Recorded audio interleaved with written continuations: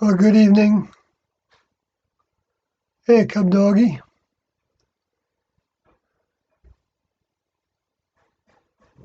Um,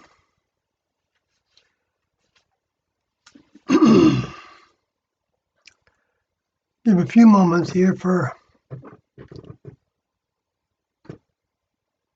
I guess, yeah, I don't think I'll go for 4 hours tonight. But they seem to be saving. Next time I do a video, it saves the previous ones. Uh, so I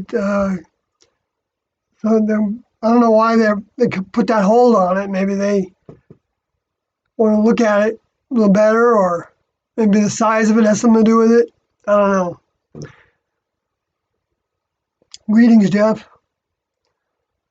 Um, Definitely have a couple things that I wanted to just, cross some T's and dot some I's from the previous, what happened in the previous live stream in terms of,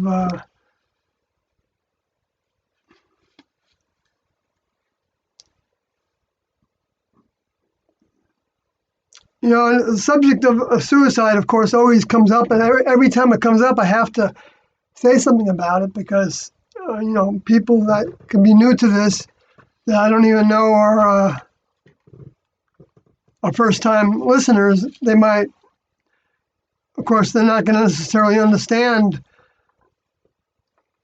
what we believe Tiando's view would be of suicide right now. Like I said in that document, they um,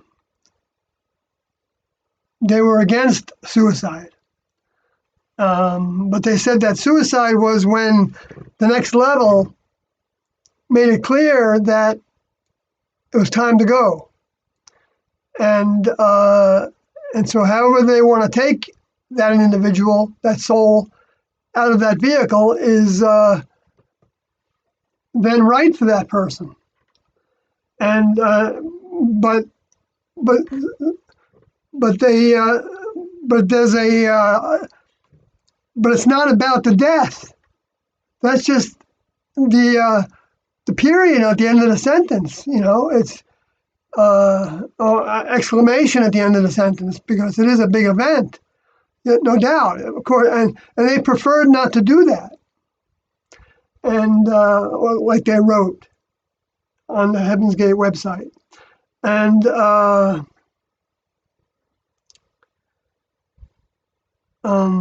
and but we have to qualify to be allowed to do that, and that's why we can't trust our own mind in that respect, because our own mind will trick us.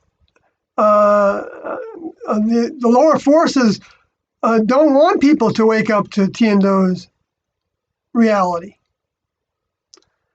And so they would rather have people, sink into depression and kill themselves because they were tired of giving in to the same old things over and over again, and all the things that happened because of that. And, they had no sense of hope, or they were trying to get back at somebody. Maybe that even led them into doing that to themselves, getting into that position, or letting other people put them in those positions that led to whatever it was that they became addicted to. Power, substances, sexuality, of course, is the top of the list, I think, for the human kingdom. But no, actually, Doe said that deceit and power was, of course, that was one of the major offenses, was to be deceitful, and another one is to give in to sensuality. On purpose, I guess, is the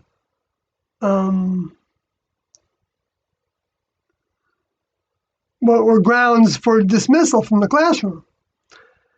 And and knowingly breaking a procedure, I think might have been up there too. I'm sorry, it's kind of slipping my mind at the moment what the third one was. But Doe added to it actually the power. It was deceit and sensuality. Uh, um, and those are all, I think, equals in a lot of ways. I'm not, I don't know that they didn't give them to that to us in the order in which they were. There's just the requirements for graduation is what we're seeing there. And we always need to know the requirements for graduation is everything. And that's so that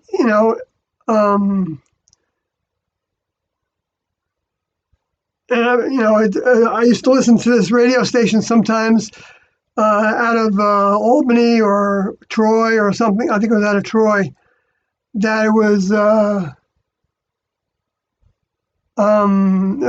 people that referred to themselves as queer and LGBTQ and whatever other little labels there have been to describe people's gender and sexuality. But and they would have in their opening statement, they would say, "I'm willing to give everything, but slowly," or so to speak. So they didn't want to let go of everything right away, and that's, of course, I understand that. I'm pretty much the same way in a lot of ways. But I'm at an old age, and so I don't have ambitions, to try to do something with my life. I never really did, I guess. I was kind of going with the flow, right?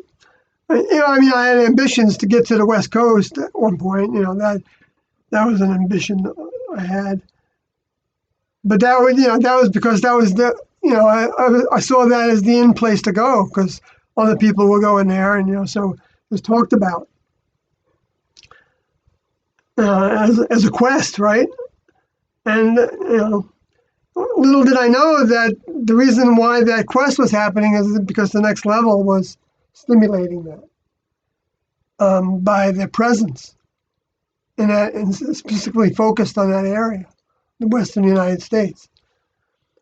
And that's what brought the gold rushes, because the next level put gold there. Well, they picked a part of the earth that had that gold on the shore there, and extending inland hundreds of miles. But and I guess maybe all throughout. I mean, there's gold, I think, in places in the east too, but the gold rush happened there, not because it couldn't be found somewhere else of more quantity. It didn't matter. That's what would attract civilization, because people would be going after money, of course, and so that was their way of building the civilization from that spot. Being the new age, which of course went in every direction that it could go, every illusionary direction, as well as every exploratory direction in the mind exploration. Not that wasn't happening in the East. It was, because that's where the theosophy. That's where Madame Blavatsky established her office in New York City, I believe. That was one of the first theosophy centers. And then that went to California. I don't know if it was directly after that. But I visited with Tian Do had us in 1994, had us visit the Theosophical Society in, I thought it was in Las Vegas, actually. But we also visited with one when we were postering from meetings. No, but there was another time that we went to one. I don't know. I'm getting mixed up, but and that was basically, like, as far as I could tell, like a Hindu Christianity. A Hindu Buddhist mix in Christianity.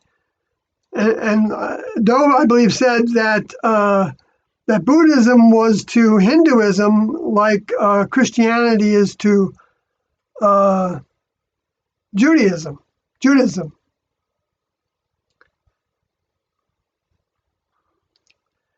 Uh,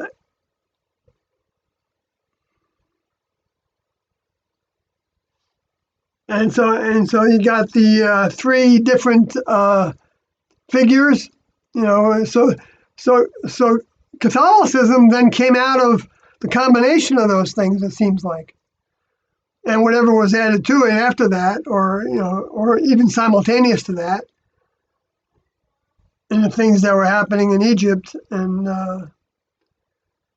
when Jesus said that his flock, that he had two flocks, which since I brought that up, let me go to that verse.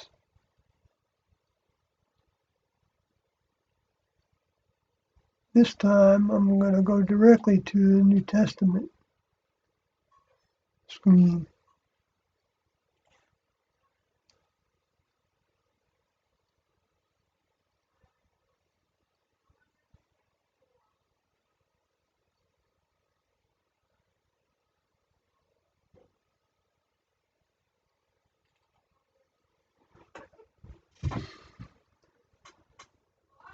I think he said it as not flock. I think he said it as other sheep, maybe I have. Not of this fold. Let me think if I can remember that exactly. I'll try to search for it. Okay, so.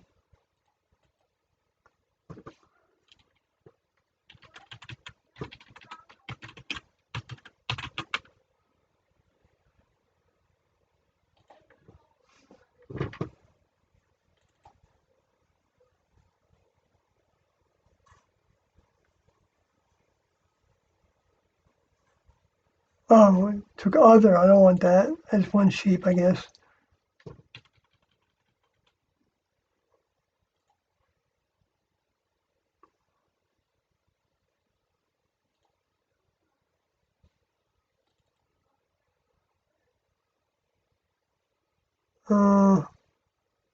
Where am I seeing that?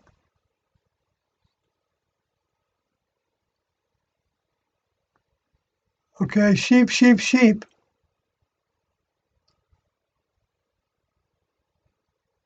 I think he said it towards the end.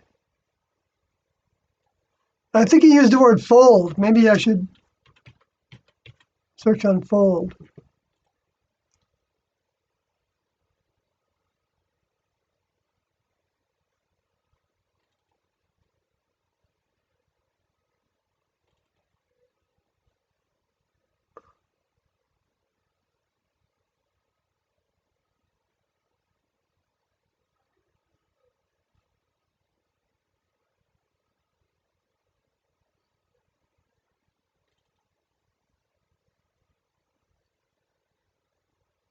Oh, there it is. Well, God, I'm not finding it. But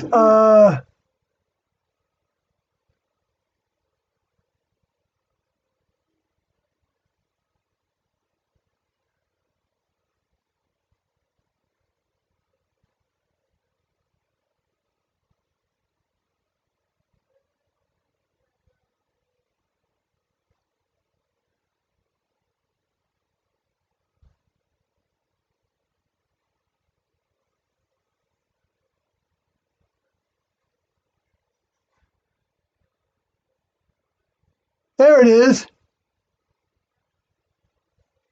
A little tiny bit of tenacity, I guess, was required there. Not a whole lot.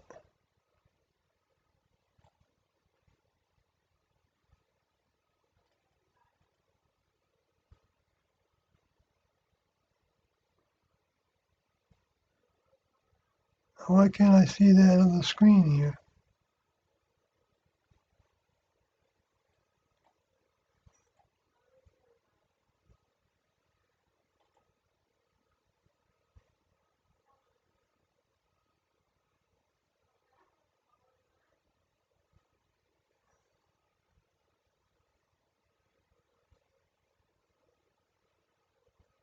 Oh, this software's acting funny.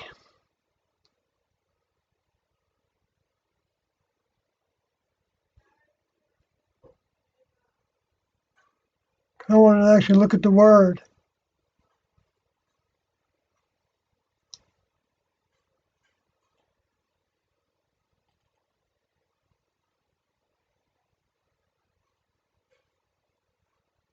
Sorry, I got off track there. Where was it again? I mean, these verses are just distracting me because they're so powerful. You know, this is where he says right now that no man taketh. This is how you can, if you're talking to Christians and they say that suicide is murder of yourself, and so that's against the Ten Commandments, you could say, well, that's not what Jesus taught. In this respect, it was okay for him to, it was approved by his Father that he would lay down his life. So he says it in John 18, John, what is it again? 10:18.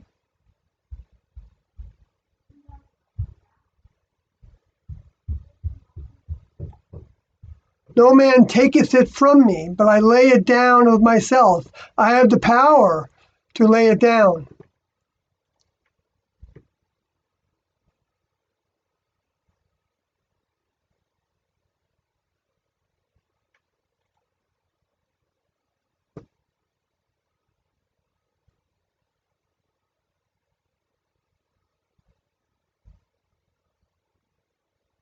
Wow, I don't know what's going on here with this.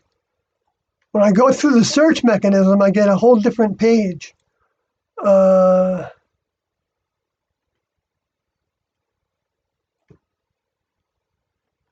let me go back to John chapter 10.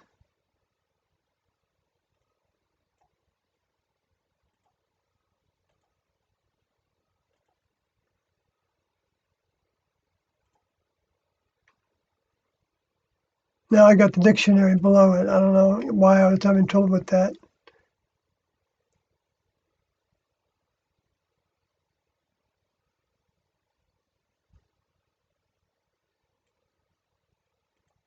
So no man taketh it from me, but I lay it down of myself. I have power. I want to see what that word power was. Privilege, in the sense of ability. Privilege. He's got the privilege to do that for his Father, his older member. He's got the authority. He knows his older member agreed to it. He's got the jurisdiction, the liberty, the freedom to do it. He's got the power to do it, the right to do it as well, the strength to do it. That's another thing. It shouldn't be an easy thing to do by any means. And that's why he asked that that cup be passed from him. You know, he said that prayer out loud so that those that were sitting near him could hear it. Or somebody heard it, or he had told them about it later. Because I don't know how else they would have heard him if they were all sleeping. So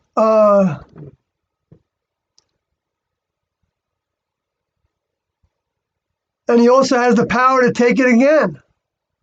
In other words, come back again, or even recover it. Right? It means both those things, I think. Take it again, meaning resurrect.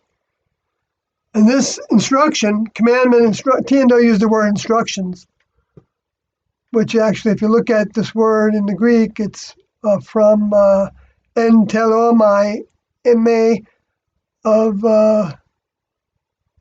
you can't see it over there. I'm sorry. Let me fix this.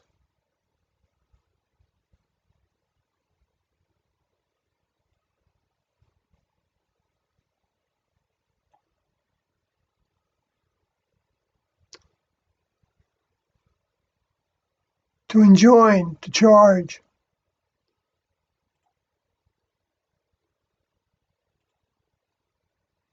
Anyway,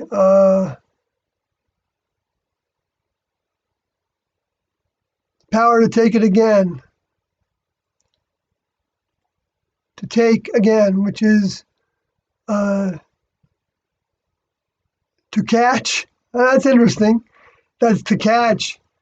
To take away again, or to. I wonder if it also means to leave, or to come back again. To accept.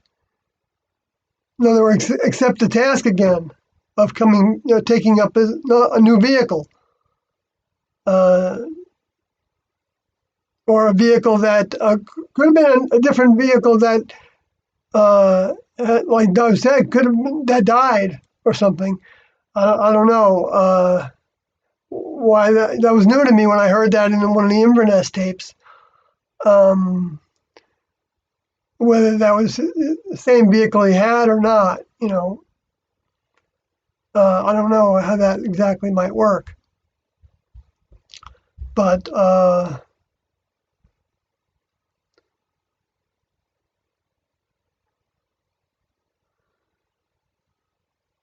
attain it again. In other words, it's a struggle. It's a job to attain to that task, to rise up to do that task. It's not an easy task to do. To bring the next level's information.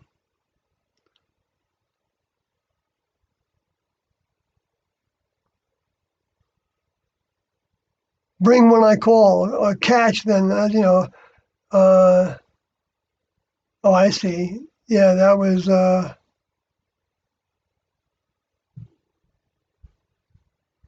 Catch, because the word caught away meant, that's where the word rapture came from. I don't know who developed the word rapture, but it wasn't in the Bible and with that exact word. Of course, a lot of words were different because because probably the Luciferians made them make up words instead of using more than one word when it described something, or even a list of words. What are they going to do? Have a list of words in each sentence? So it wasn't impractical to do it that way. But they should have included. They should have made the books big enough to include all the other terms in some. They could pick the one they thought worked the best in the context, but they should apply all their research should be included. To me, if you do it, or at least provide another volume that would have all the research included. Of course, somebody ended up doing that with the Strong's Concordance, so it works for it all can work for the good. But it's an easy way for things to be misconstrued as being the truth, and then when he comes back and he starts to talk. And he uses a few words that don't match the same words that we use, because those are the words we latch onto a lot of times. It's kind of like the way we program our brains, our mind, even our genetic mind, to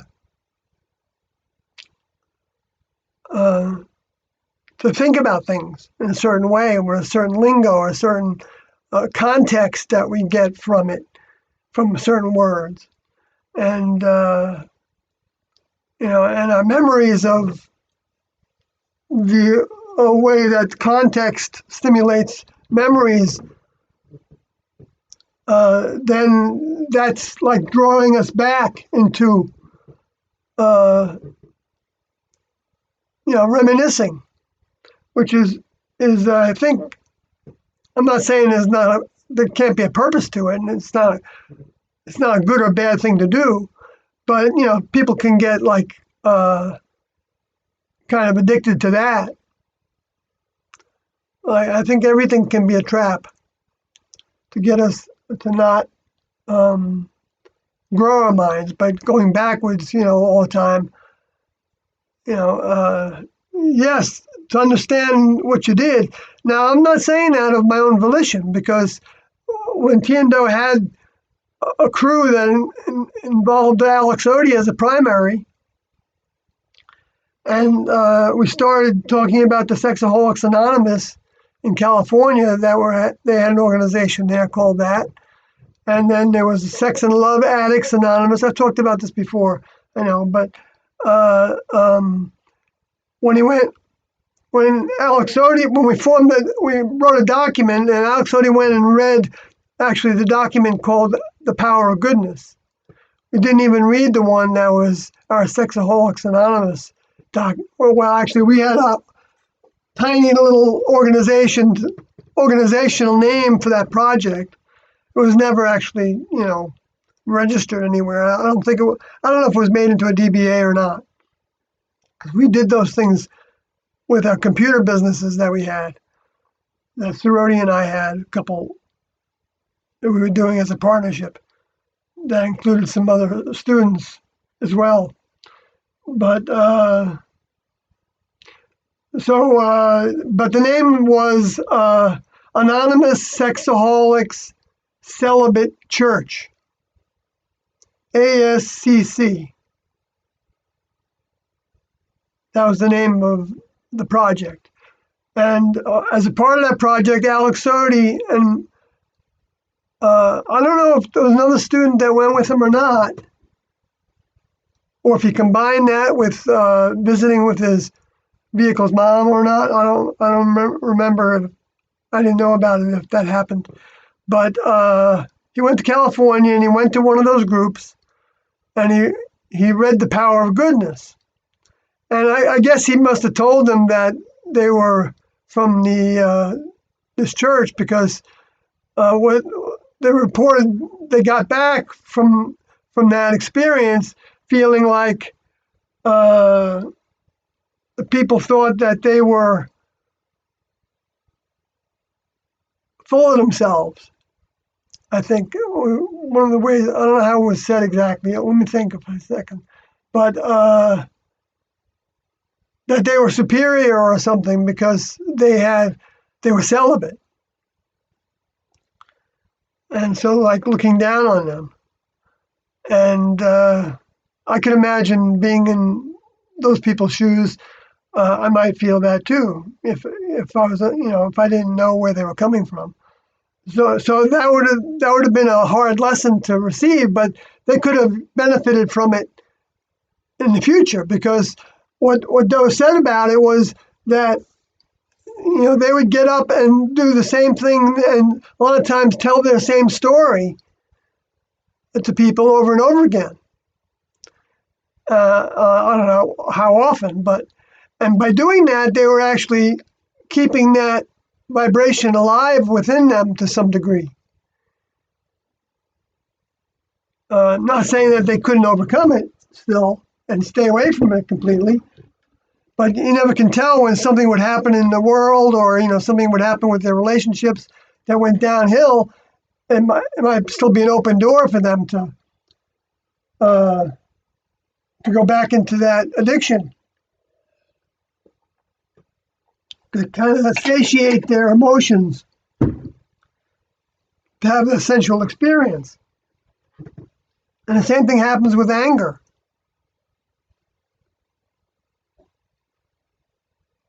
It's also a very strong sensual experience. Now, I haven't experienced it. I don't think. I mean, in a little tiny way, I have. So I mean, but some people have more of that to deal with than others, and the next level, when they help us pick the vehicles that the souls take, the returnees take, wherever those souls are. I'm not talking about just the ones that the 38 and O and T and the dropouts that left later for Riccodi and Oscodi and Justodi and Gabodi and maybe someone else that I never did really know if he had a history of having joined in the early days. But I heard that he was a Grateful Dead. Uh, um, uh, he helped with their equipment, I think, is what I understood from the news article I read. And that he left a note that was indicating that he was leaving for the same reason. Or I guess, I don't know, I never saw the actual note. I'd like to. Anybody ever finds it. But it was reported in a California newspaper of a fifth suicide after 1990, after March of 1997, and which for them was not a suicide, but for people now, like I was saying before, like what I always try to say is that work for Tiendo, change behaviors and ways, start to separate from the world. In a way to where you're giving more and more attention to Tiendo's teachings, and you can plan your environment so that I'm not telling anybody to do this. I'm just saying that so that you're not subject to the same influences that you had before. And yes, it would mean, like, the vehicle wouldn't be able to do a lot of the things that we like to do, that we train these vehicles to do, that we allow these vehicles to want to do, that we grow in some ways to want to do, but then we can outgrow some of those things that we grew into before. So it's not like those things are all negatives. They can all potentially have their value, if not for knowing what addiction is about, is a huge positive that comes from all of them. And I know we've had some individuals that have been on this live stream that have gone through addiction. Oh, I made this thing too big so that it's not fitting on the screen. Boy, I'm such a jerk sometimes. Not paying attention to that. I'm going to talk about this, but okay, so let me get back down to that verse I was headed towards.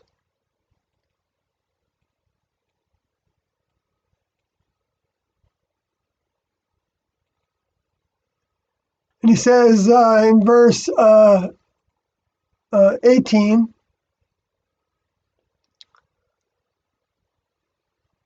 I'm going to write that down.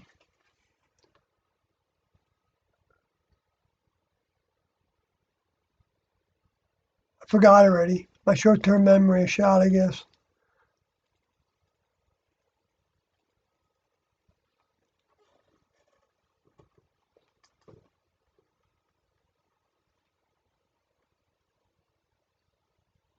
Not all of it yet. But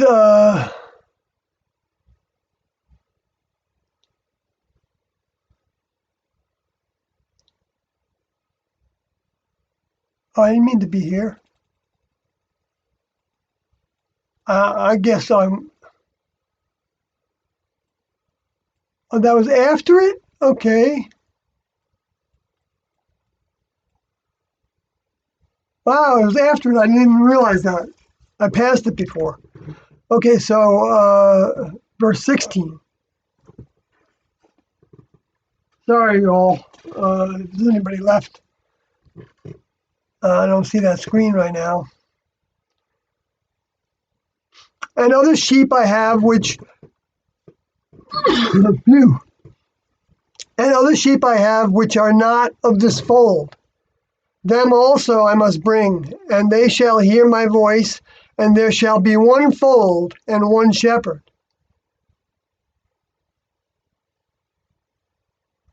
Now, John recorded a lot of what he said, I think, towards the end, mostly.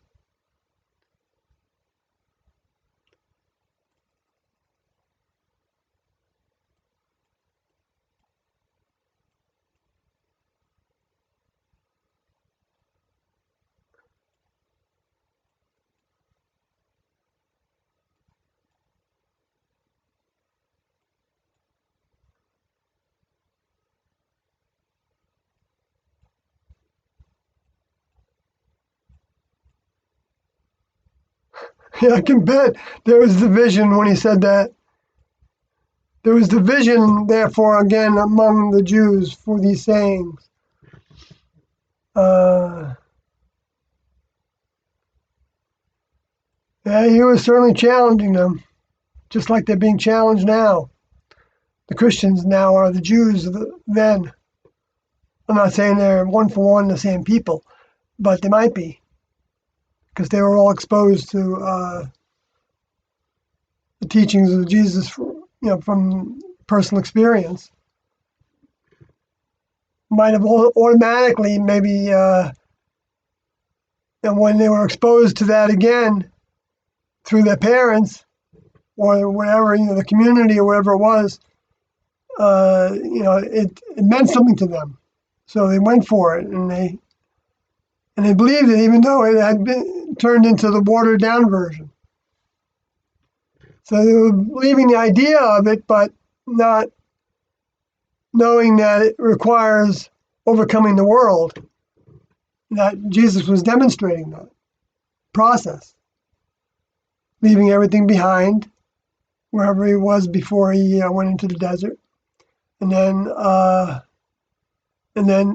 talking about the next level as he received instructions to do from his older member, further developing his relationship with his older member, so that he knew when his older member was talking to him.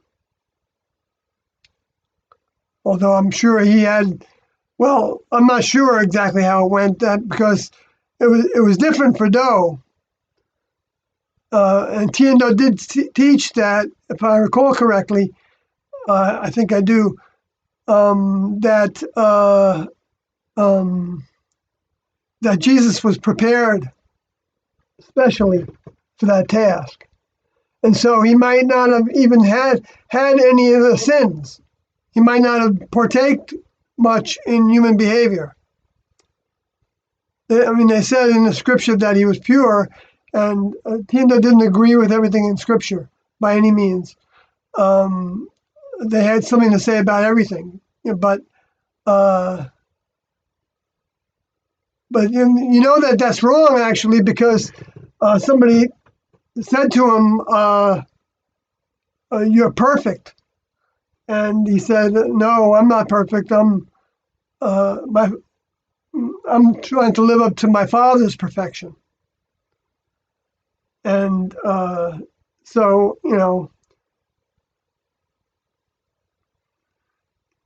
I'm paraphrasing a little bit, but I think that's what his intention was of that. Because there's continuous growth, because I know that because that's the relationship that Do had with T, that he measured himself according to T's, and he just talked about that in one of the last tapes we listened to.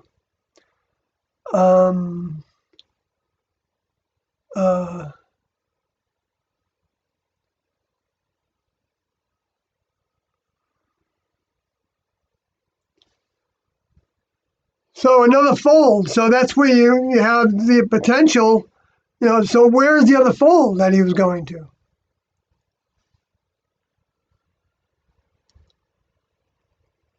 It wouldn't have been in for the 3 days that he was going. It could have included that he could have went to in the unseen form. He could have visited, because he could have done a lot of things with 3 days while his vehicle was in the tomb there. So they say that he went to hell, and maybe he did. Maybe at that point he told Lucifer that he flunked out again. He dropped out again. He didn't take the opportunity to change, and so. And he might have let everybody that was siding with him know that as well. And some of them may have had the capacity to change from that point. I don't know. I don't know if spirits can change. I think souls can.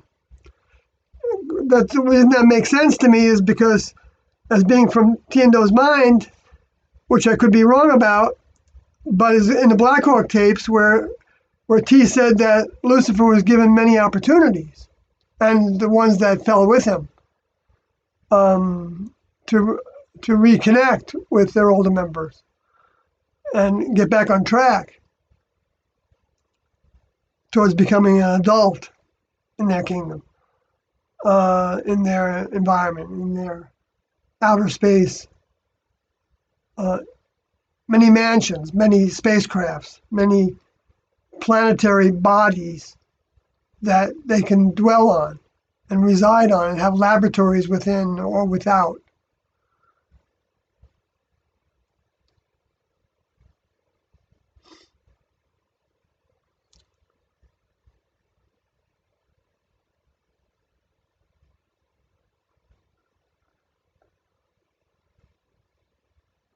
So that's another mistake that Christians can make when they rule out the New Age. That's like the way that a lot of the Jews ruled out that he was the Messiah. It's the same kind of pattern. And the next level knows that pattern is going to happen because they know everything about the lower forces trying to create the facsimile pattern, which is tailored off, if they can't turn them away from Jesus, then they want to make them have a translation and an interpretation that means that you can only use the King James version. and that everything is literal when it was meant to be figurative, and everything is figurative that was meant to be literal. He kind of reverses it. Like even with the idea of self-castration being for the sake of the kingdom of heaven, in what Jesus talked about in the little story about the eunuchs, that some eunuchs were born eunuchs, and some eunuchs were made eunuchs by men, and some eunuchs choose to become eunuchs for the kingdom of heaven's sake. So they're doing it to earn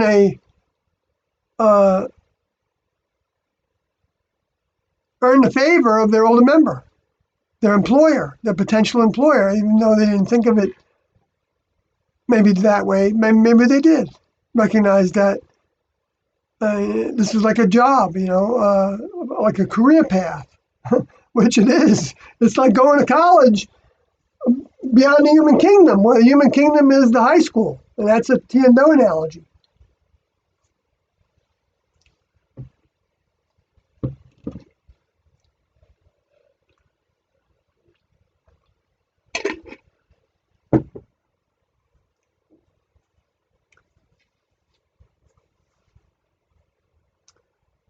So I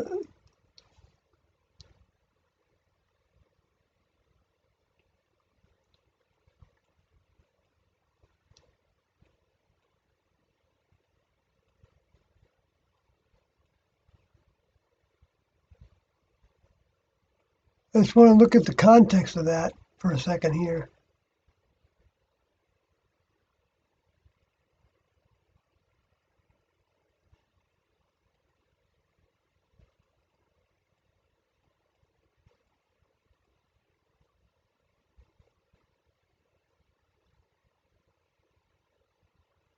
What is that word stranger? Anothers. I gotta save that someplace.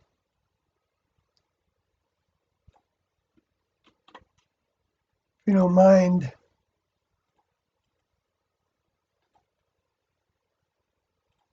I was looking for the word stranger.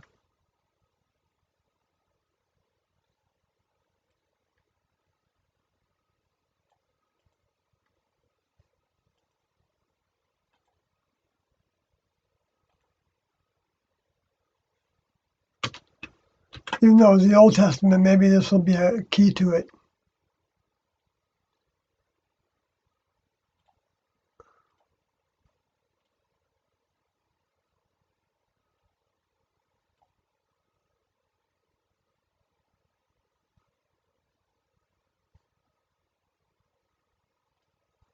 Well, it doesn't really matter because he talked about a lot of things about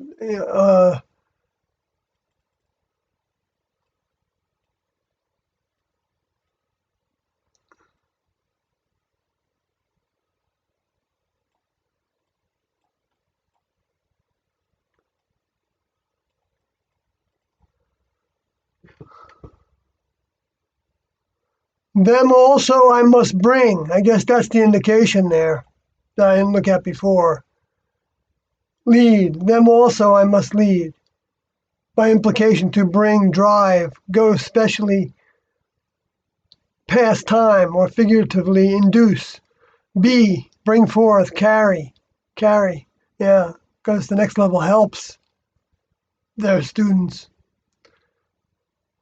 Let go, keep, lead away from the world. Be open to their mind and updating a lot of our thinking.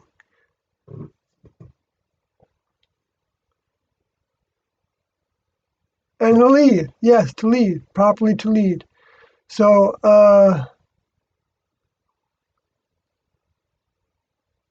so he's obviously talking about another group of students here, right? Because the word fold, I wasn't thorough. I kept on getting onto different things, right?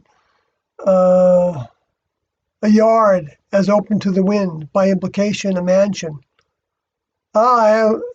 Which are not of this interesting, this fold, hall, this palace, this court.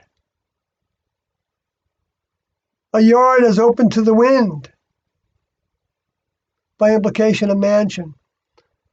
Well, that would be like a church, another church. I have another group, and who must bring and hear my voice, and be one group. When that says flock, okay, I have another group that's to be one flock. Yeah, because all the ones from that other group weren't going to necessarily become part of this flock. That might be one way of looking at it, which would only take place at the time and place where that is brought together as one, which was the United States, according to Tiendo. And that's why there was the big migration here from the refugees from other countries, from fleeing from persecution or from religious intolerance or political strife or economic hardships, or just to find something new, because they just weren't happy with a lot of things that were happening, or it's just a place to go. And people talked about going to the new world. That was talked about as the new world. And, world a lot of times is like an age. It's a new age.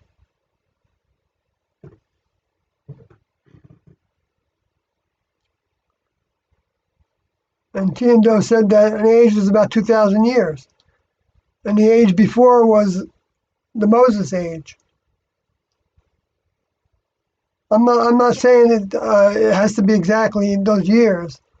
I don't think it actually adds up to that by the technology. Well, so they could have an age be 1,000 years at one time and then be 2,000 years another time. So it's not. It depends on how long they want to incubate the seeds that they plant, and in what ways they want to do that. Maybe the Buddhism started before that. I never really lined it up 100%. The time frame, I don't remember which it was that the Buddha came, the first Buddha.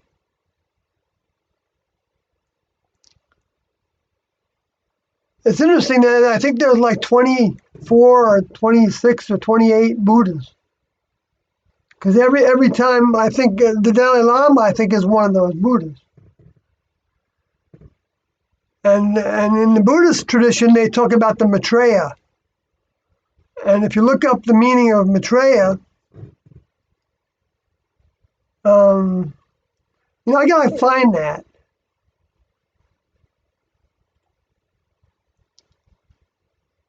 Let me see if I can find that quick.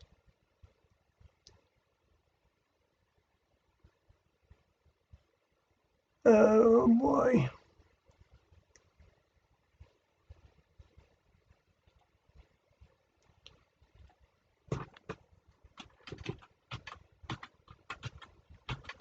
I think it's Maitreya. So,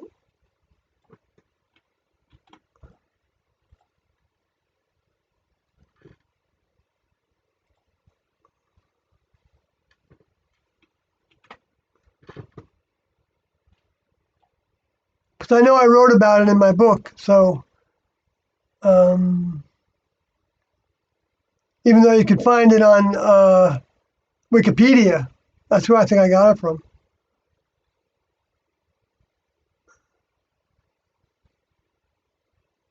Search subfolders. Okay, yes, but I don't want to search the desktop. I want to search just HT2, I think.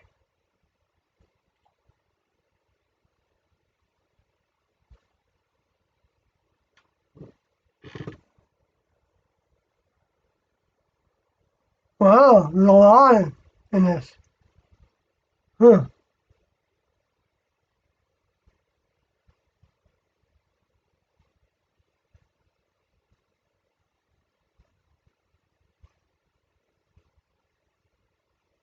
Oh, there's too many for me to find it with just that word. Well, let me just go to.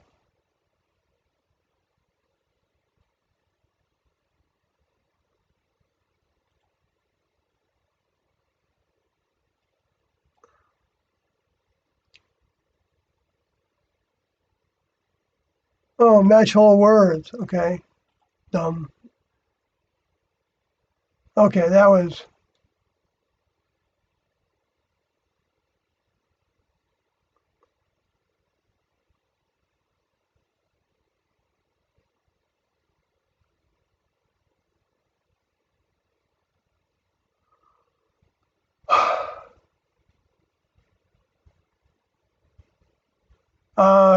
Sorry, I'm taking so long with this.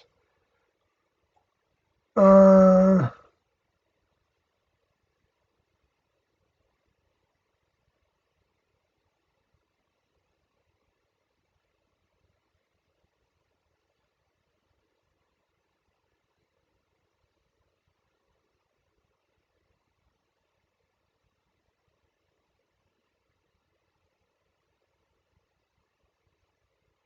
oh my gosh, I didn't even realize I still had all my versions of the book.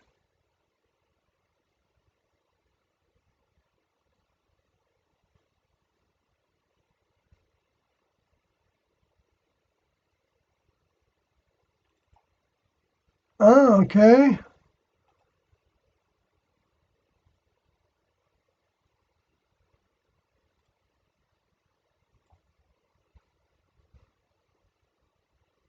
Oh yeah, I have that same document. Okay, great. Characteristics of the Maitreya. Okay, 58T.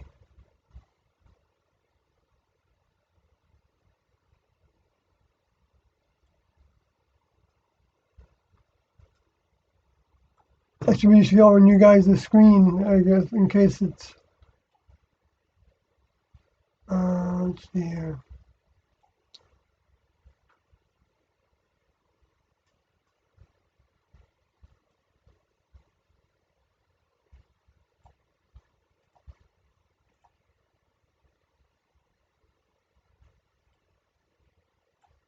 $58T. When I was writing the book in the beginning, I included all my research.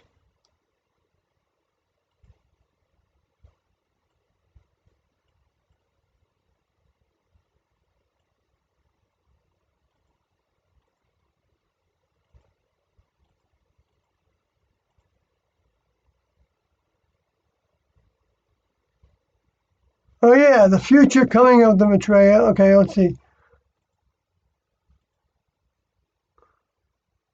Well, that's interesting that it's the fifth closeness for them. So it's like it's potentially like a different classroom. All right, here's the characteristics.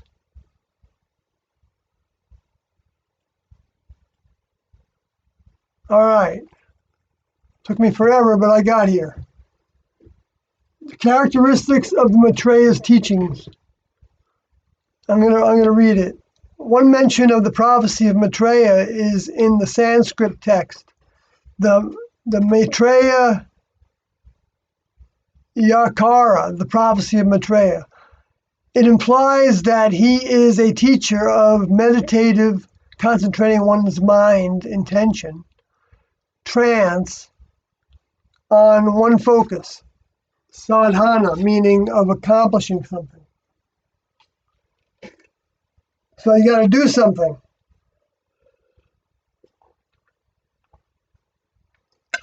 He's a teacher of a concentration on one's mind intention. One focus, having one focus, giving your all to the next level is the one focus. And means of accomplishing something, meaning it's got to actually produce growth. We can't just have the focus and sit around and not do anything physically and with our minds as well. Anyway, that's what but the actual, the characteristics of the Maitreya, I'm going to read now. It states that gods, men, and other beings will lose their doubts. And in other words, men and other beings, interesting, right? Will lose their doubts, and the torrents of their cravings will be cut off. In other words, their addictions will be cut off. They're going to cut them off themselves. Free from all misery, they will manage to cross the ocean of becoming. The ocean of becoming, the human kingdom is always compared to water. And so they're crossing over the human kingdom, becoming an individual for the first time, as opposed to being like all the fish in the sea. And as a result of Maitreya's teachings, they will lead a holy life. In other words, the Maitreya is necessary to teach them. And the holy life means the next level's way of life. No longer will they regard anything as their own. We didn't have any possessions in the classroom. We didn't own our own underwear.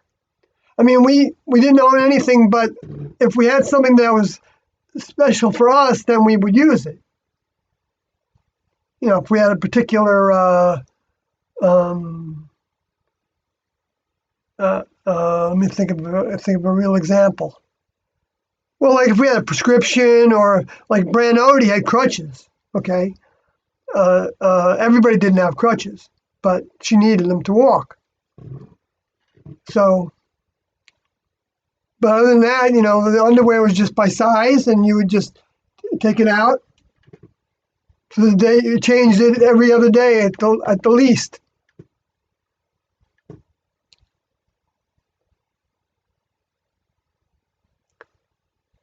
Okay, anyway, so that holy life is whatever that individual, that teacher, is providing. Now, this is like, you know, well, I don't know what it means exactly, how it relates to T and Do's classroom, but it was just interesting when I came upon the same characteristics. So I'm gonna read the rest of it. They will have torn the net of the passions. Right. In other words, the passions capture us. The fish. And so having no sensuality as part of their discipline, was tearing that net of passions that had the hold on us. They will manage to enter into trances, concentrations, focuses, right? Making your eye single is the way Jesus put it. When you make your eye single, your whole body will be filled with the next level. When that single is the next level. And theirs will be an abundance of joy and happiness, which all those members did have. And I feel some of that too. But I don't feel it as much as they did because they got rid of more than I did. Of the things that keep us from having that joy and happiness. Because it's got to come from Tiando's mind. If it's coming from the human kingdom, then it's not really going to yield. It's going to be the facsimile. It's only a copy of true joy and happiness. So they will lead a holy life under Maitreya's guidance. And that was a translation in CONZE 1959, 241, I think is maybe the page number, where that was transcribed to, that came from. So what I did is I took that and I said, like, interesting, this is the Jesus message broken down into its points.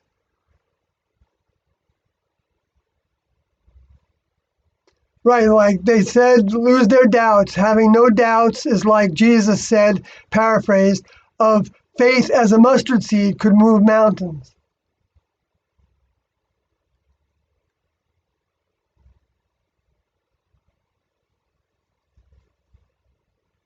Because the older members would teach us how to move the mountains. It's not giving you a timeline. That's what always confused me. Did that mean that they could literally move the mountain by will and that mountain would move immediately? Well, I'm not saying that's not possible. That's maybe even probable. Maybe even I can find things that Tiendo said that say that that's something that can be done. But the next level don't do things like that for no reason. See, that's, or to trick somebody, or to, but let's say they did split the river. And, that could be done with technology. I can imagine, the river could have been diverted someplace else, or a spacecraft that was very, very large could have docked right in front of that river, and to where it just stopped flowing. And then the spacecraft got out of the way and it continued to flow. The next level could have let that happen. That was one of the examples that Tiendo gave us of a task that you would do in the next level. What would be to take water to a planet. And the example they used for that is that do you stop doing that task because you think there's enough, that the planet has enough water? No, you don't, unless you check with your older member and you get a concrete instruction to stop doing it. But the human tendency would be to think that they have the judgment of when to stop doing that task. And that doesn't mean that's the only task that they do. At the same time, that was just one example of one kind of task. And the context in which they brought that example up. Because they didn't sit around like, Carlin was completely right in his comment that talking about philosophy and talking about what Jesus said and the signs can mean this and the signs mean that, they don't get us into the next level by knowing that information. But they might help us work for the next level to help others relate to the next level and even proceed towards graduation in the next level. It's certainly, I think, a positive because they gave us many examples of positives. So I don't think there's anything wrong with, even though, my interpretations aren't to be counted on 100%, But I'm trying to bring examples into everything that did come from Tiendo as to why I come up with some of the opinions that I have. And then you can take them or leave them, and hopefully you'll listen to enough of the Tiendo information to where you'll hear some of those things talked about. I think some people already have, because I know I have, by listening to all those 1994 tapes that are still, if there's somebody new to this broadcast, are still posted on my channel.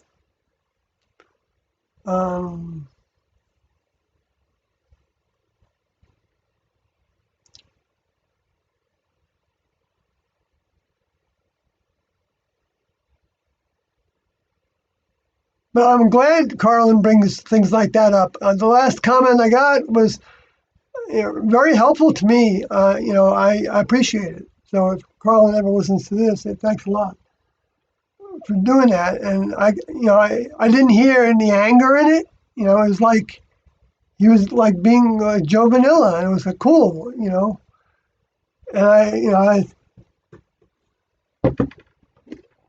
And it will help me because I can bring this up each time so that people will know. I wouldn't mind if you put that on every comment, on every one of my live streams. And I can reply to it. That could be helpful, I'm cool with that. Not that I want him to waste his time with that. But I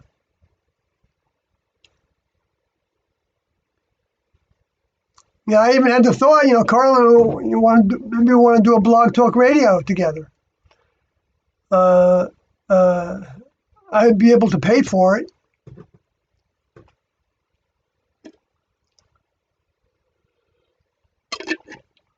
And we can include Stuart if he wants to do it.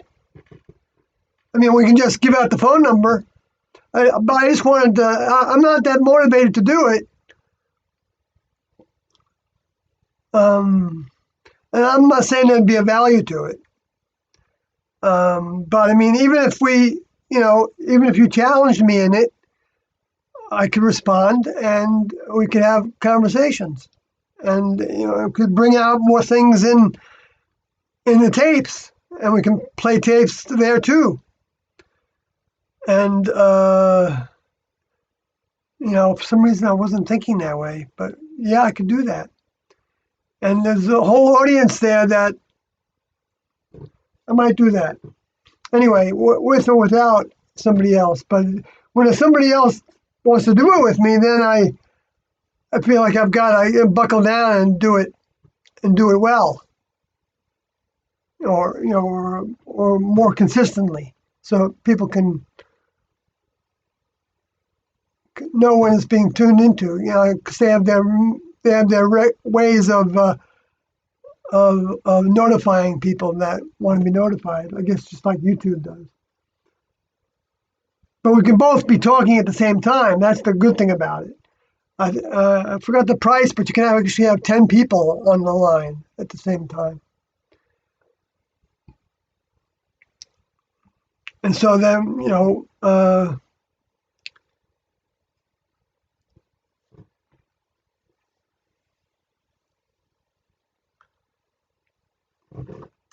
I don't know.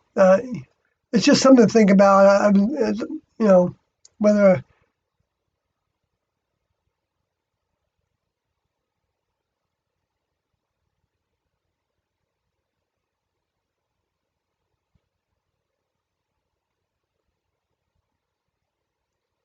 Anyway, so let's see. Cut the cravings. Free from misery is like Jesus saying.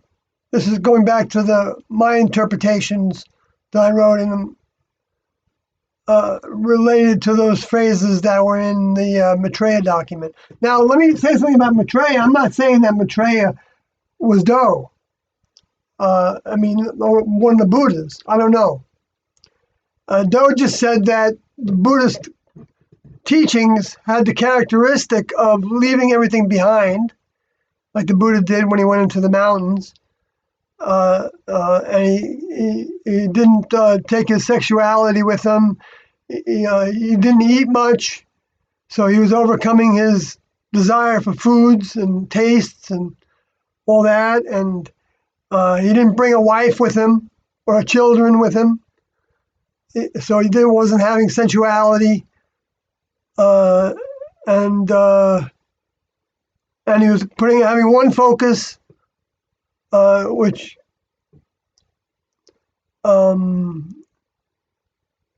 I know in the Buddha's teachings there was one part where he said that. Well, my interpretation of it was that I can talk about God, and I can talk about God existing, and I can also talk about God not existing. Now, I don't know what word was used for the word God in that context. If anybody ever finds that, and can figure that out, what God meant in that context, I'd like to know in the Sanskrit, I guess, where you'd have to find somebody that was translating from Sanskrit. But that was the idea. And I can see that, because like Tiendo said, you could come in the direction of the next level through a godly path. It's a path up to the top of the mountain, or you can come to the next level through an atheist, an anti-godly path, a scientific way of thinking about everything. That can take you to the top of the mountain also. And both of those also can be traps, because we can think that science is the only way that you can explain everything. Whatever sciences they have, they don't have sciences for a lot of the things that are talked about by the religious. There's no science that can actually, well, there is the science of mind and the science of belief that is talked about a lot. But in the mainstream press, that's pretty much run by, and a lot of the media, I think most of those individuals are not in a religion necessarily, or if they are, it's just a traditional religion where they really, with their families, but they really think in terms of like Buddhist things a lot of times. There's a lot of people that are very Buddhist oriented, and Hindu oriented, and are meditating on a regular basis, and they have different and self progress, self enlightenment, meaning overcoming their problems, getting past them, learning to not let them eat away at them and cause them to go into addiction. So they become, onto those different paths, yoga and yogis and being teachers and, just in different terminology. That all can be paths to the top of the mountain. But you don't get off unless you relate to those that created the mountain, designed the mountain, and don't live on the mountain. They live in deep outer space on spacecrafts that are as big as planets like Pluto, for instance, might be. I say might. I'm not going to go through all the reasons for that. Well, I feel like I have to, since I said it. And there could be a few new eyes and ears and minds, individuals.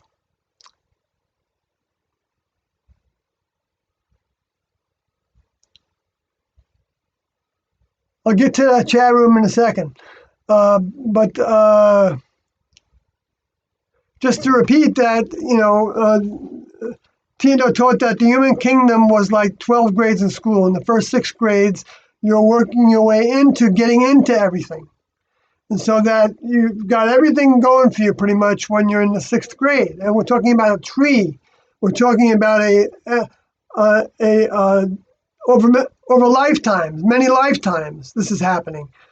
It's not the same spirit and it's the same spirit going through those lifetimes, but it's in a growing form. It's not the same thing as a soul going through lifetimes, being brought back to a vehicle to go through a certain lesson plan.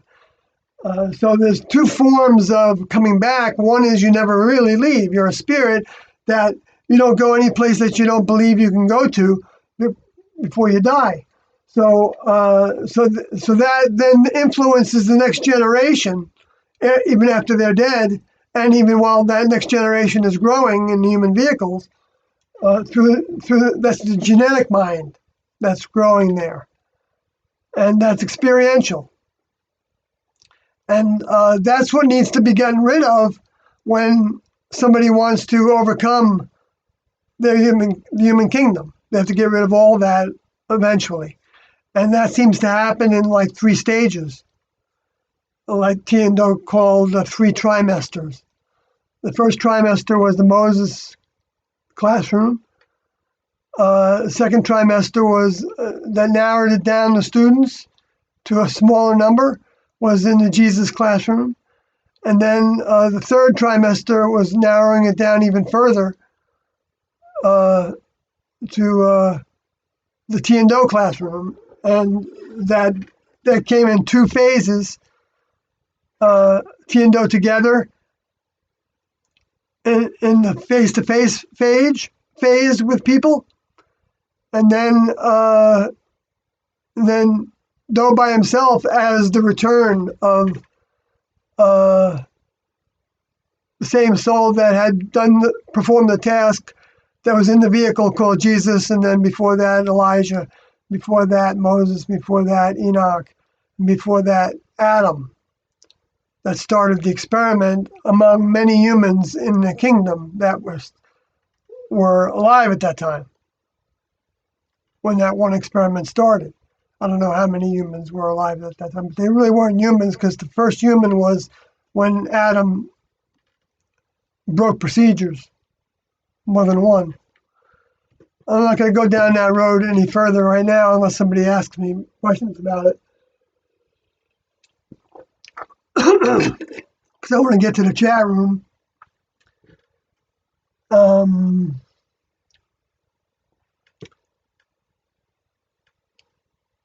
Let's see, did I finish the things with the book of John there? Talking about the other fold is how I got into talking about the Maitreya. As having those same characteristics. That seemed like that might have been a preparatory classroom, which is what I think Stan Modi wrote about in the document in the Heaven's Gate book, which I should probably bring that up. I will, but I'll go to the chat room first.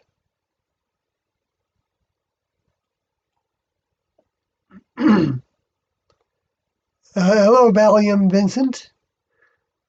Valium Vincent says, did Doe ever mention Adolf Hitler and his views on Jews?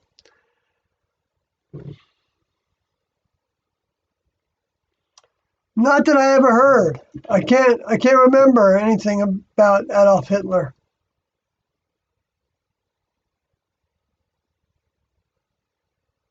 Well, the only thing I can say about it, unless I think of something else, was that they felt like the next level gave them the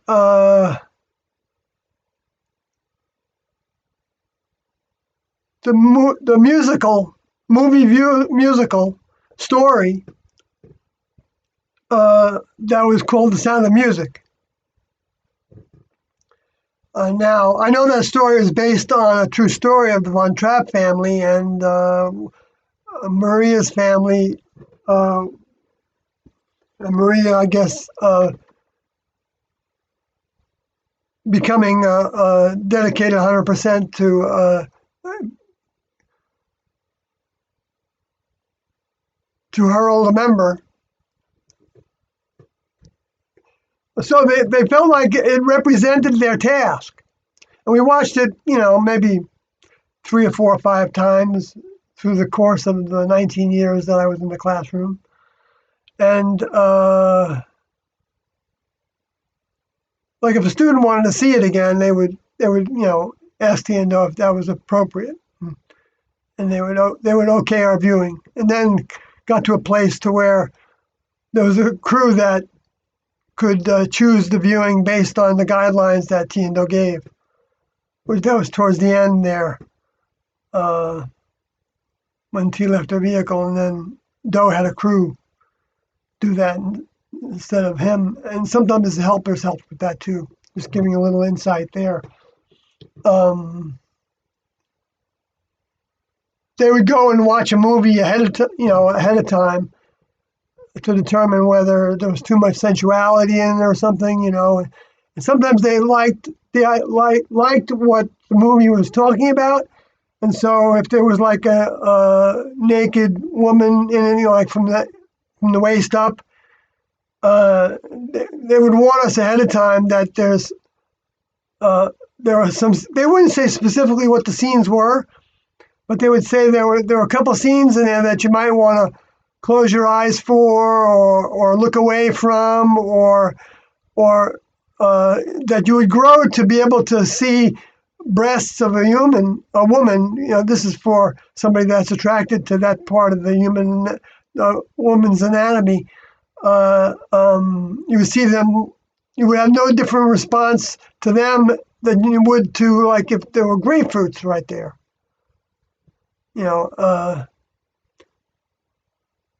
They wouldn't turn you on. You wouldn't get a buzz from that.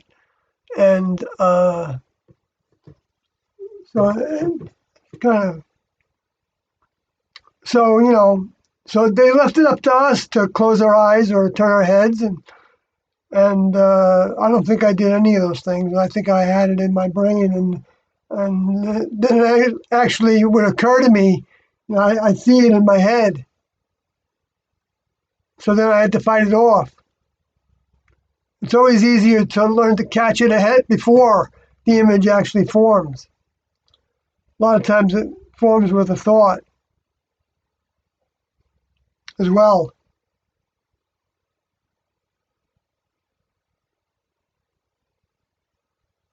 But in either case, the object was to put up a blank card in our mind, so that the blank card was like taken off of the cue card in a movie that the actors and actresses would have to read. And I guess everybody's, no matter what gender, you're called an actor now, which that was a good thing to have. To not be gender conscious about it. That's an example to me of something that came from the next level's mind, from T&O's mind, because they don't have any gender. So we have to overcome gender consciousness in order to grow in that facet of growth. And there's a lot of facets of growth to grow through, everything in the human kingdom. All the biases, all the bigotries, all the measurements of other people, and how good they are, how bad they are. So anyway, in that story, if you don't ever saw that Sound of Music story, it was about this captain, which is interesting and related to Mark Twain and the captain of the ship being the Texas Mississippi riverboat deck, which is the Mississippi River was where T&O separated the West from the East, where they felt comfortable in the West, and that Texas was the name of the deck for that riverboat, and that a captain of angels is an archangel, captain of crew members. Like in Star Trek, the captain of the crew members was an example of what the next level is like without human behavior on board that spacecraft. Anyway, so he's the captain von Trapp. Was this captain in the military, I guess, during World War One. Or maybe he was never during a war. Maybe he became a captain outside of war. I don't know exactly. They didn't tell you in the movie that I remember. And that Maria was applying to become an older member, which was Mother Superior in the story. And Climb Every Mountain was the song that she would sing, which was really nice, really well done. The vocals in that were amazing, of course. And that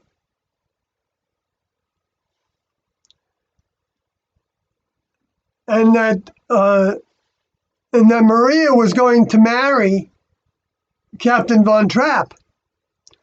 And but it wouldn't have been a conjugal marriage for T and Do, because they were never attracted to one another in that way, and they never kissed or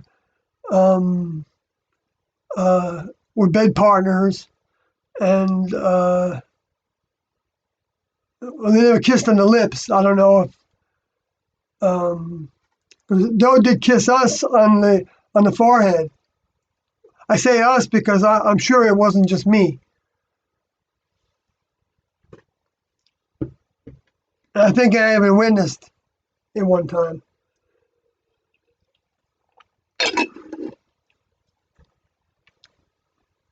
And the marriage ceremony that he had after T left her vehicle, to where we were marrying him. And he just sat in a chair, in a captain's chair. It was actually a captain's chair, they call him that. I hadn't thought of that before. And he said to the students to mill around that area in the big house that we were living in Dallas at the time, which was the last house that we had before that, where T and Do actually lived with us in that house briefly before T left her vehicle. And so we milled around, and then we'd go up to him one by one. We would kind of keep an eye shot whether somebody left him. They would walk up to him, and he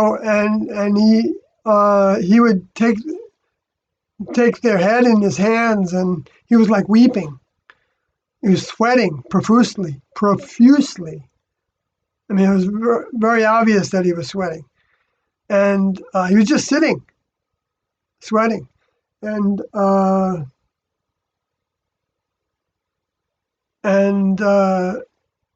he kissed me on the forehead. I didn't actually see him kiss somebody else on the forehead. He kissed me on the side of the head also, I think, one time.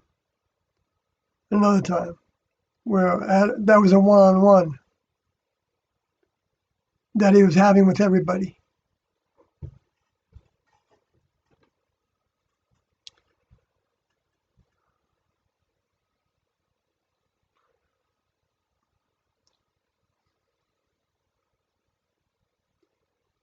Good evening, Steak and Eggs. Glad to have you here with talking about T and Do, and I've been talking about the Maitreya and some interesting things that are seen there on the screen. I was talking about how Jesus had two folds, he said, and that they would become one fold. And I was comparing that to the way that Do talked favorably about the Buddha looking like a next level task. Anyway, and so that might have been the other fold that was being joined together in the United States. And you see that where it started in the 60s, for the most part, where there were all these teachers coming over from India. And some of them were Buddhist and some of them were Hindu. And some of them may have been Muslim too. I don't know for sure about that. I mean, he did say about Muslims that he felt like some of them were closer to the next level than the Christians and the Jews because of their modesty, trying to respect the desire that the next level had for humans to be modest about their physicality, about their vehicles. Not because of shame or morality, but because the next level doesn't have gender or sexuality. And so students need to outgrow it in order to actually be on a craft with them. If we haven't outgrown it, doesn't mean that we can't be on the craft with them in the future. When we do, but we'd have to come back to a human experience again in order to experience sensuality again, and all the other human passions, so that we can overcome it while we're in a human vehicle. That's the great value of having a human vehicle right now that can choose to start to overcome or even overcome all those things entirely according to the directions of the current older member. And that's what Tiendo taught, that it had to be the instructions of the current older member. We can't follow Jesus' teachings or the Buddha's teachings and expect to graduate into the next level.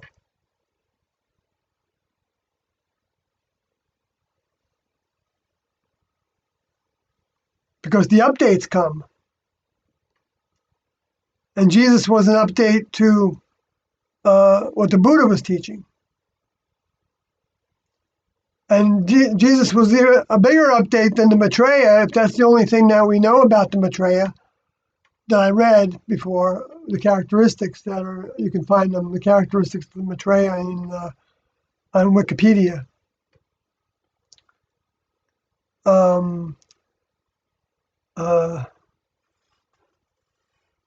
That would have had to include that there's an older member. Like Jesus was teaching that the way to pray wasn't the previous ways of communing with God, which I don't actually know what those ways were according to Moses and Elijah.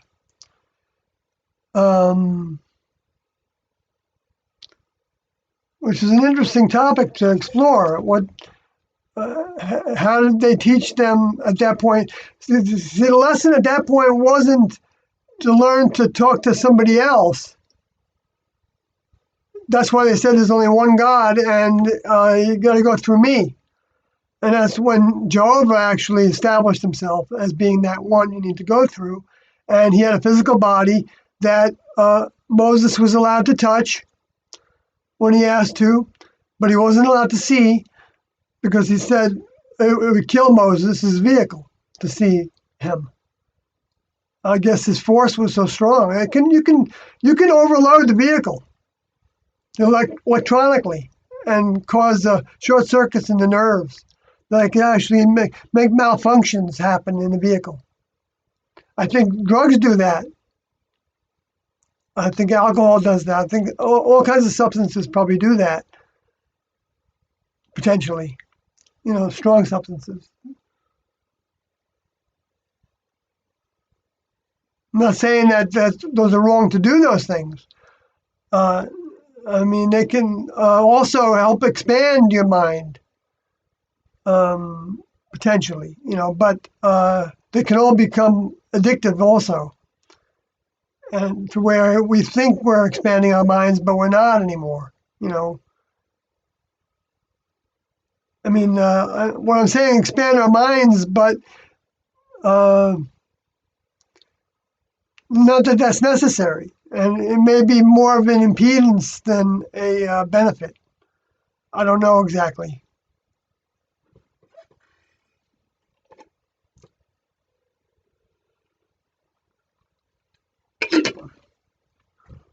Took a lot of different pathways there, but back to Adolf Hitler and his views on the Jews. So in that story, which I didn't complete for those that don't know the story, the captain's going to be the Germans come, and the Nazi Party comes and takes over.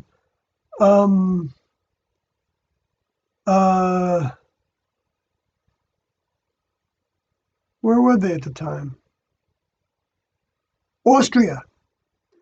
Comes into Vienna. And Salzburg is actually the hill there where Julie Andrews was performing that opening scene of "The Hills Are Alive with the Sound of Music." She's singing. And they show a scene of a meadow, a rolling hill kind of meadow, overlooking the town. And Doe said that he was on that same meadow overlooking that town while he was stationed in Salzburg, Austria, when he was in the army. He was a signal corpsman in the army. He did Morse code and semaphore. I don't know if he did semaphore, but I know he did Morse code.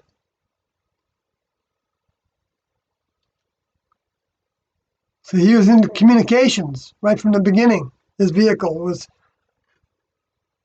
primed to be a communicator. As little words as possible, keywords. They taught us to use keywords when we talk about things. Except when we're doing something like this, you don't use keywords. And he demonstrated that in the Beyond Human series.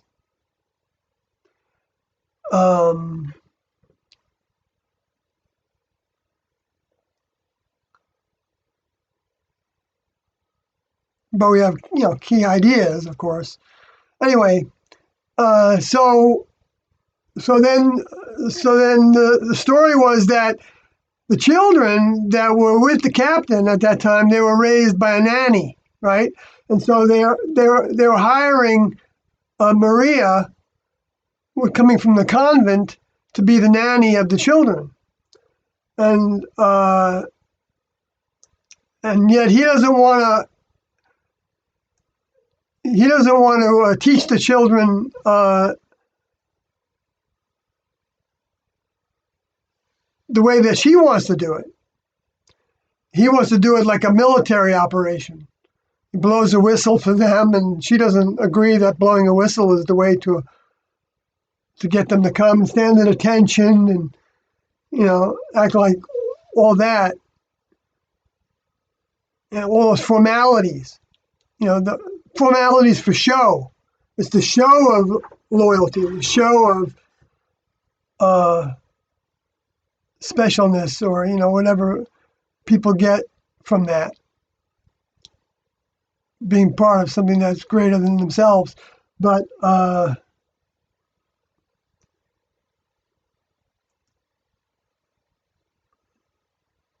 it didn't take into account the feelings, because he didn't have that department, I guess, in his experience. So, and what the children needed growing up without a mother too. Well, I don't know what happened to the mother in the story, but anyway, so Maria said, you need a spoonful of sugar to make the medicine go down, and Tiendo talked about how lessons was the medicine, and sometimes they gave us sugar. They gave us 20 pieces of hard candy that we had to eat every day while we were living outdoors for the first 3 years that we were in the Tiendo's classroom. And then that phase ended, and we had a different diet we had a well-rounded diet at that time as well, but we also had some desserts at that time. But in addition to that, they said we needed the sugar for our brains to function better, in order to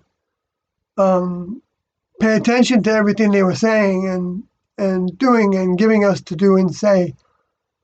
Not do and say. We weren't told what to say. We weren't told how to talk with one another. Well, except they did have us on a period of time where we didn't talk. We were silent. That lasted for a couple of weeks, and at the most, I think. And then they said expand it. Actually, it was just a couple of days that we were on no talking at all, and then it went to using only keywords to try to get things done that we wanted to do, like to make our food. To choose whether we're going to have rice or potatoes, because we had those choices, and we were with a new person every day, so that we were with a different person in a tent choosing what foods to eat based on what that person in that tent had bought. And then that person would leave and another person would come into the tent. I was never in my home tent. And someone came to my tent. I always went to somebody else's tent, I think.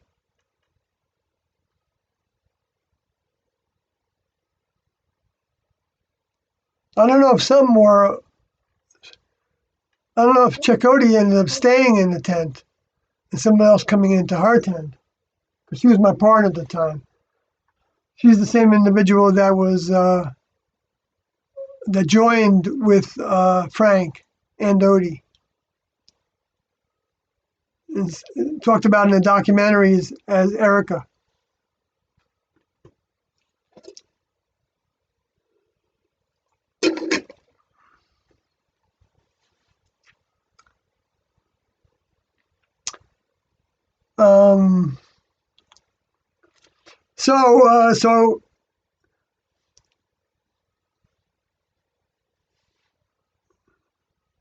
So Maria wanted them to sing because Maria was a singer.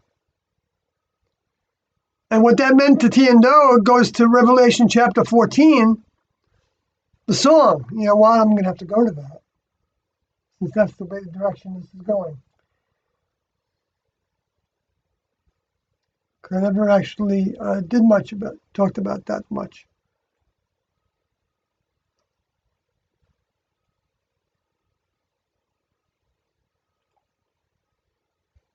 Okay.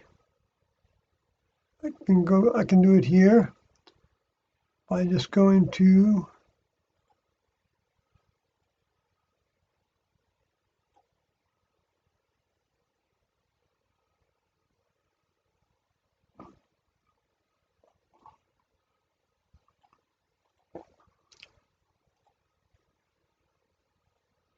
this won't take me so long this time to get to the right chapter and to hide the screen so that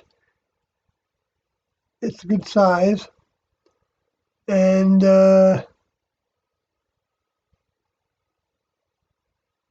then go down here.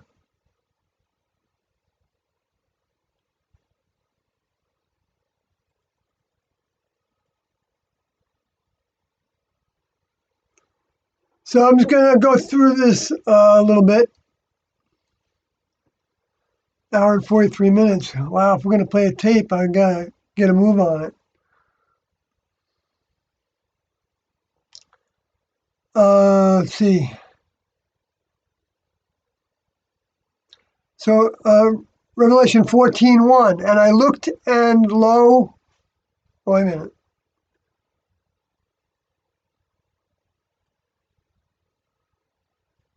Let me bring this up in case I go someplace.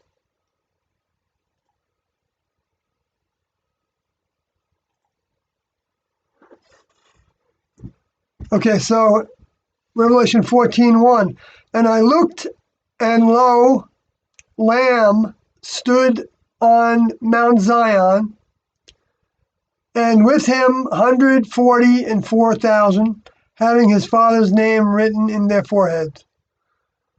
Now, I know this is hard to take for a lot of people, to read these scriptures and give interpretation to them. And it's not necessary to be a student of Tiendo, but they were the return, but not in this archaic. All these revelations, prophecies aren't 100% accurate, and John didn't know how to write them more accurate. I guess. I think that's what Don said in the Inverness tape. So I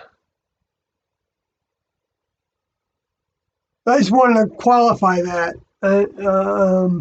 that we have to kind of do a shift in our heads to not feel like, oh gosh, I'm going to become one of those people, like a Christian, by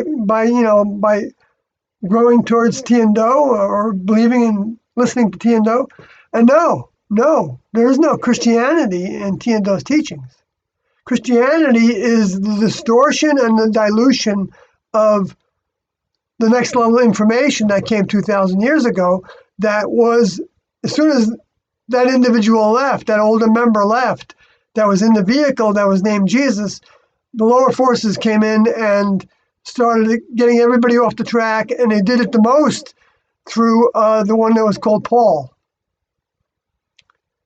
He made it into a thing to where you could get into the next level by believing only.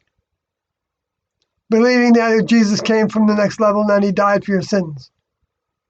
So by grace you're saved, is what he taught in his, and that's not true. The grace is that the next level gives us the ability to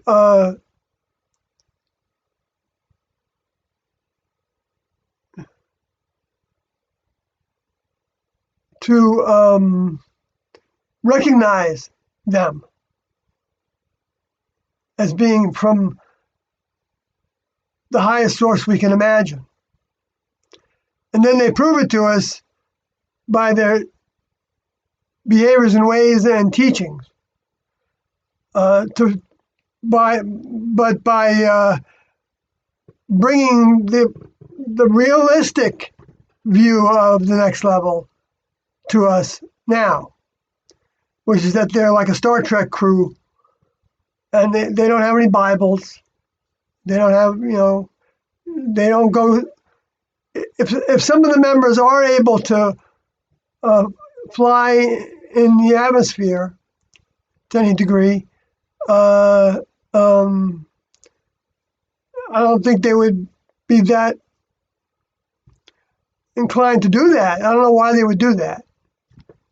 Because they would, if they want to communicate with humans, or if they want humans to see them, they don't want humans to see what looks like a human vehicle or a next level vehicle, like depicted in my other screens, sitting on a cloud. That would be like a hologram.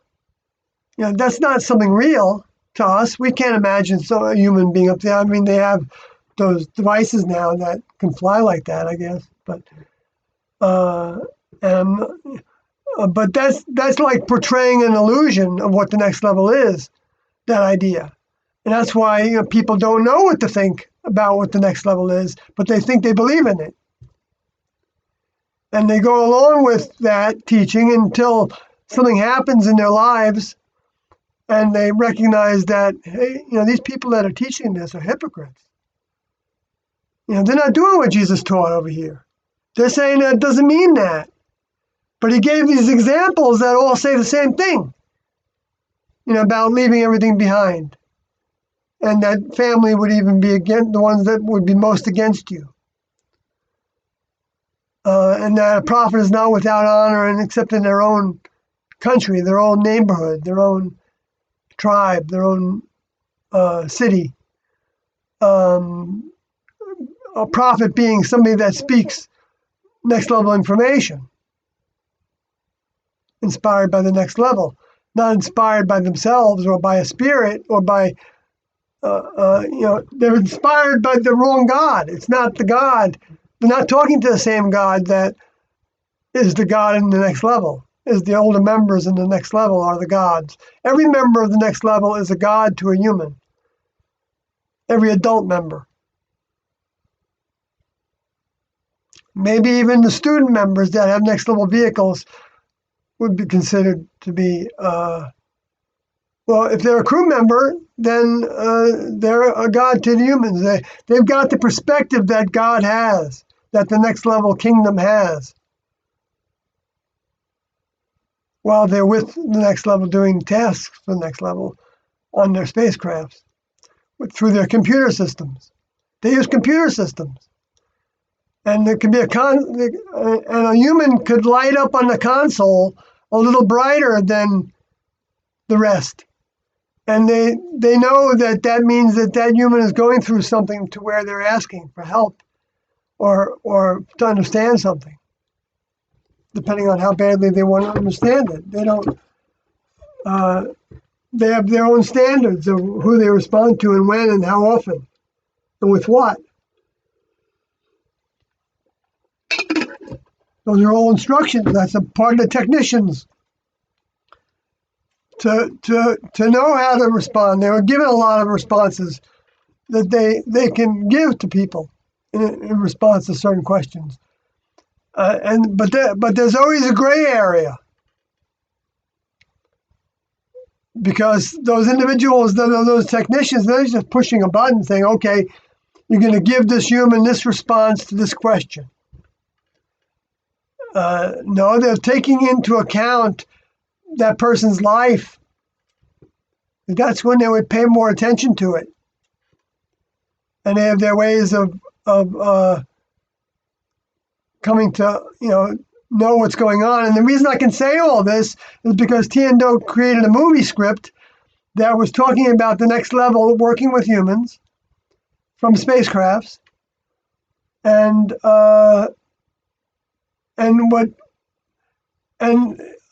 they were giving them lessons. Actually, they were helping them learn lessons of things that they were going through in their lives, with relationships, with their quest to be better at something, with potential jealousies and competitions in the human kingdom. I'm not saying all those, but it was those kind of things that I wish I knew what that script was. I wish we could have access to that script. Then I would have something to, I don't know, maybe they didn't, I don't know if Rio is sitting on it. I don't know if Mark and Sarah are sitting on it. But they shouldn't be, in my opinion. But then again, I don't know. Maybe the next level doesn't want that to be out there yet.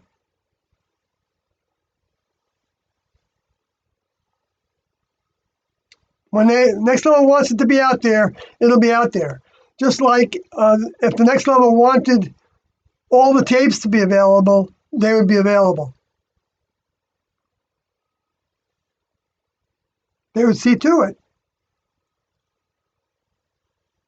But by them not being available, put us all to the test. And I'm not saying I don't want them available. I want them to be available when the next level wants them to be available. Now, if I was Mark and Sarah, I would make them available if I had control over them. I'd be sending them to people the same way I send the others to the ones that we do have to people. But that's not my lesson, I guess, to deal with.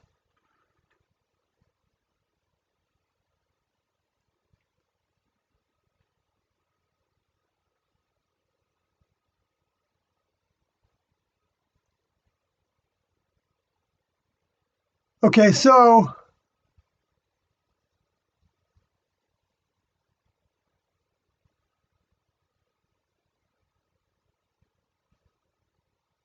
not that I haven't expressed that to Mark and Sarah, that I believe those should all be made available a number of occasions, actually. 3 emails and once on the phone, I think. So I looked, okay, so I wanted to get down here because of the song. Because, I mean, for somebody not to know where T and Do's names came from, to me, that's a pretty important thing to have in these live streams.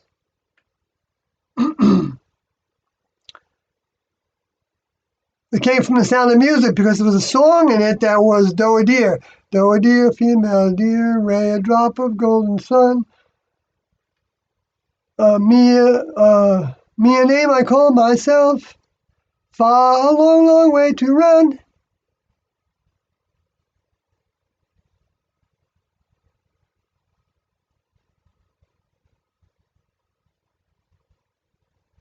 So a needle pulling thread.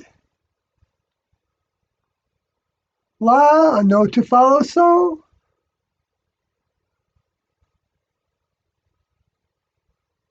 Tea, a drink with jam and bread. That will bring us back to do, re, mi, fa, sol, la, ti, do, do. And now the classroom made up their song, and I've got that posted on my YouTube channel. Anybody can listen to it. Of them singing in 1996 around the time of December, the end of December. And that's actually where they put different words to it, to where it's, I haven't memorized them. Doors here to take us home, something like that it starts with, I believe. And so I'll keep on going then with this. So, and I looked, and lo, a lamb stood on Mount Zion, and with him 144,000, having his father's name written in their foreheads. Okay, so this is very interesting, actually, and very apropos, if that's the right word for it, to a lot of things. Because the word name here, the name is written in their foreheads, the Father's name. So the Lamb is talking about the same soul that did the task of laying down his life, letting himself be slain by the humans, his vehicle, so that he could show them that he was still alive to his close students. And that the vehicle was just a human vehicle that was valuable and necessary. Christina said that they wouldn't have come in vehicles if they could do this task from the spacecraft. But they need to be able to relate with us, and that's why Doe got involved in a lot of different things in the human kingdom that he had to overcome. I think he had a problem with alcohol at one point. Maybe that's what they were talking about. Maybe he did go check himself into a rehabilitation at one point for alcohol use. I don't know. But they made it sound like he checked himself into a hospital to overcome his homosexuality, which I don't believe that was the case. Doe didn't talk about that, and he would have told us if it was something that major had happened surrounding his sexuality. He told us that he had become that he was living with men, and he wanted what he didn't like about the relationships he had, which I think were more than one, was that none of them were committed. He wanted to just have one committed relationship. So he didn't want to play around. So sexuality wasn't his primary interest. He was interested in commitment to his older member. At that point, though, he didn't know his older member yet. I mean, through the vehicle that he took. He is not a she. They don't have any gender, so we use the word he.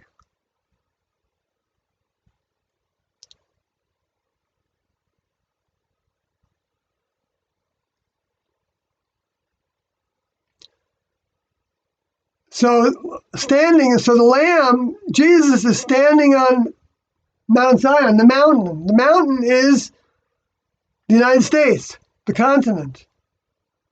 And it appears that the highest point of that mountain is like the Rocky Mountains, and California, Sierra Nevadas, those two mountain ranges, I guess, and I guess the Cascades, I guess, all the mountains in the West. There's a lot of mountains in the West that are bigger mountains than the mountains in the East.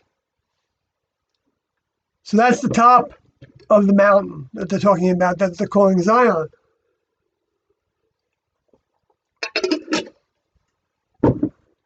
But that's also the top of the human kingdom, where the next level is going to be to take us off that mountain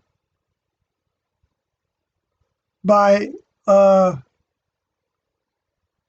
becoming students of Tiando's evolutionary level above human, an evolutionary step above human.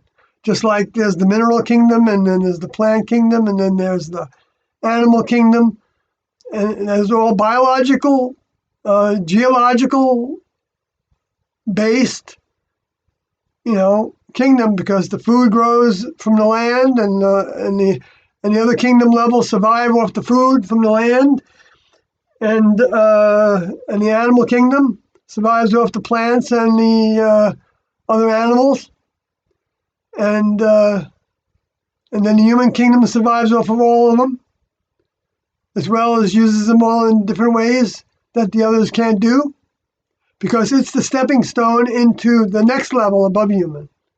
It's as big of a step. There's a big of a difference. There's that much difference between animals and humans, next level members. That's why they're all gods. Because to an animal, like to a dog, all humans are potentially their master. To domesticated animals, especially. But to all the animals, the humans can master all of them.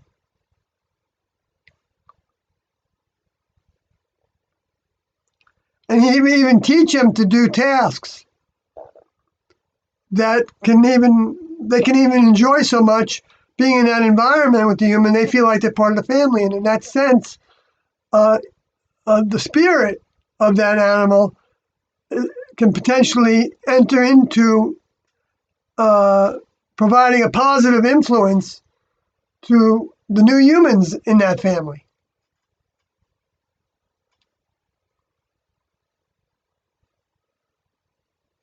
So that spirit is then evolving further from having that domesticated relationship.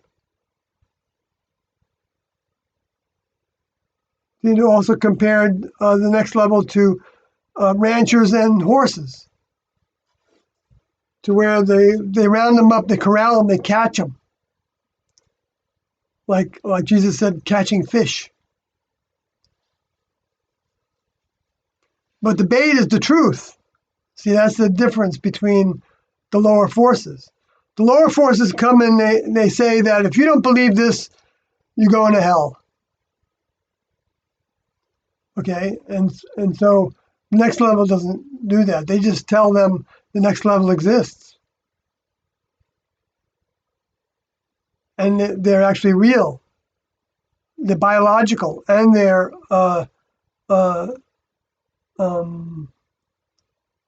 quantum physical, and electromagnetic. They're everything. They're all those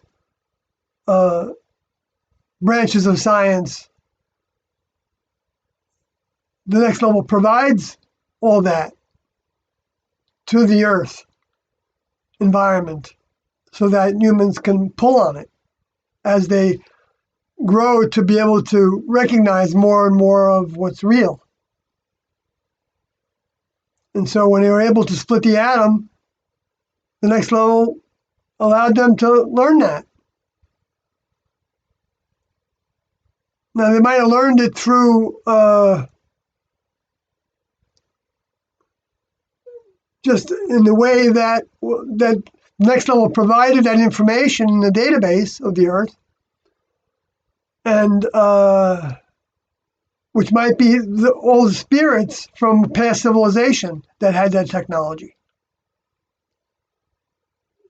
I don't know if that's the way it works, because Tito didn't talk about it that way that I can remember.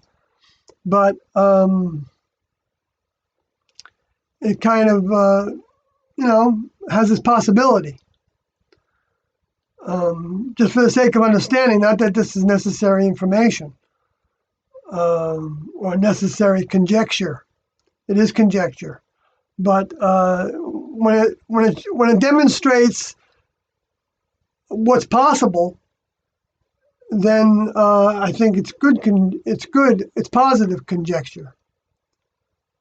instead of saying what's not possible, which would be negative conjecture and worthless, where one can lead to something and the other one can't go anywhere because it won't go any further than it has gone.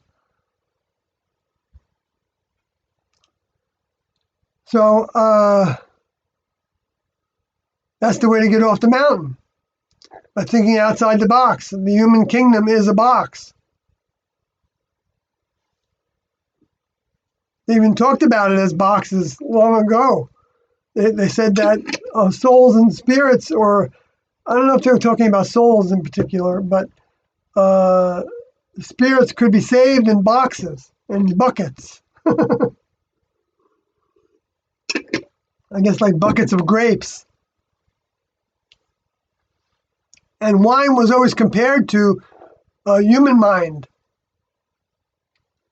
that was in the fermentation process to become elevated above, to put out the spirits, right? And it's funny that they came up with the word spirit out of that. The spirit is growing from that human grape. I guess the human would be a grape, or wheat. The way that wheat can be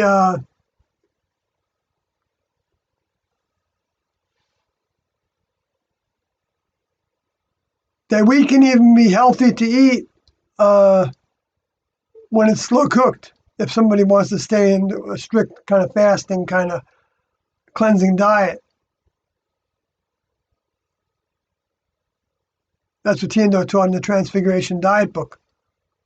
I shouldn't say Tiendo because T wasn't in her vehicle when we started the research on that. And I say we, I didn't do really. I was so, they provided us with everybody with some of the research, but those helpers, Liv Odie and Jan Odie, I think did, and I think Chuck Odie and June Odie, and maybe some others were part of most of the research on diet and health. But I was a guinea pig for it, for the programs that we did for a number of years, off and on.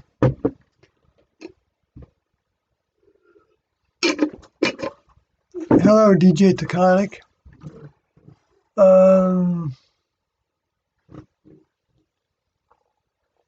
I want to try to finish this. Well, maybe I won't, because this is going to be a lot to say. Well, you know what I'll do? I'll finish it, but I may still come back to it again. So I'll go down to where it talks about, see, I wanted to actually go to where it talks about the name first. The name of the Father. I didn't go through this whole verse that well yet. All right.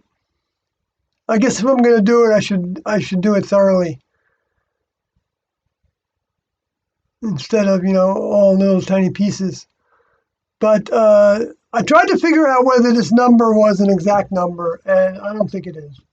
And from all the evidence that Tiendo gave regarding numbers, except for like in recipes and things like that, like in time frames and in how many times how many students there were. Those said there were about 100 in Wyoming in 1976, in July 1976, when we all gathered there after doing public meetings for about 9 months. But so then having his father's name, that would be T's name, written in their foreheads. In other words, we were given the name T, and we knew that it was the older member that was called the father. Sometimes Doe said, my father, even beyond human tapes. He said, my father, T is my father, my older member. The father was the old terminology, and was just trying to relate us to this person is actually like a parent giving birth to a child. And that's why T came as the mother.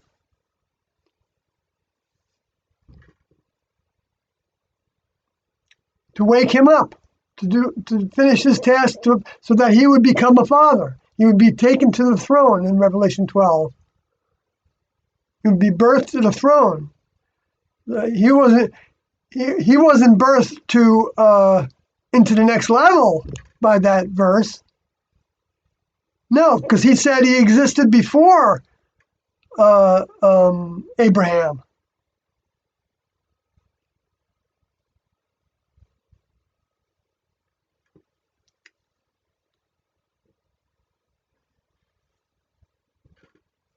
And he could mean that in two ways.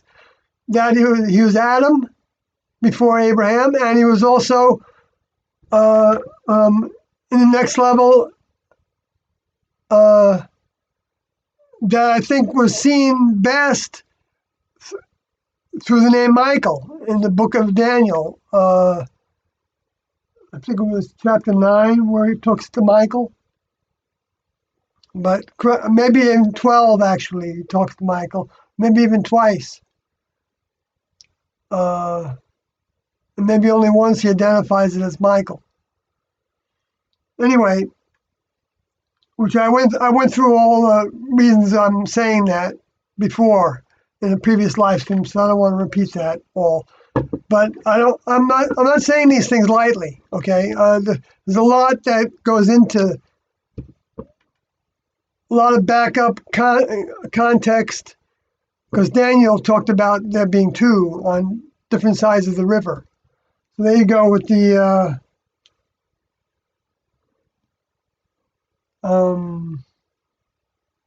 water, the ocean, like the Maitreya was talking, as they were talking about as the Maitreya's lesson plan. So the 144,000, if you look at the word thousand, actually, which I can do, you see that it comes from Chilius, which comes from Chiloi, or Kilias, and it means 1,000, but it comes from the plural of uncertain affinity. That's interesting. But it's still saying 1,000. So it's the plural from uncertain affinity. But then if you look at another,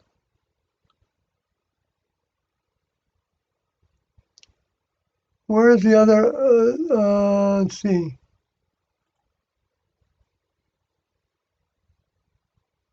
Chiliad. All right, okay.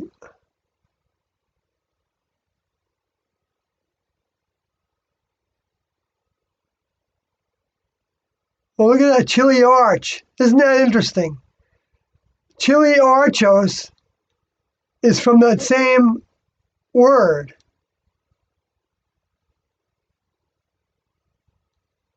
And with a combination with archo, which is saying the commander of 1,000 soldiers.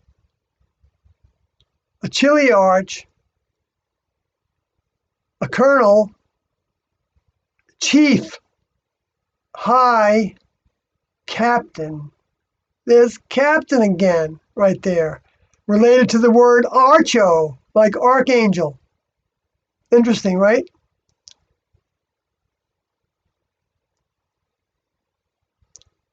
These connections, there are so many. My book just basically touches the surface of all the connections that the Next Level crew put in here. They made this happen so that we would be able to make these connections. And that's why it says in the book of Revelations that this is a mystery. You're not going to write all this stuff that are in the seven thunders, which are seven roars, which were the seven public provisions of information that Tiendo performed while they were here for those 24 or 5 years, incarnate during that time. Well, T wasn't incarnate for that whole time. She was just incarnate till 1985. In the flesh is what that means. Carne means flesh in Latin.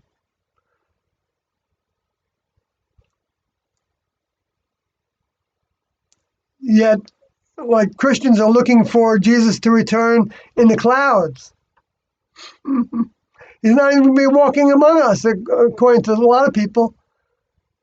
Yet he said he was coming back as the Son of Man was coming back. That's what he said, he was coming back. He actually said the kingdom was coming back. And that it was the Son of Man that was coming back. And the Son of Man means offspring, human offspring.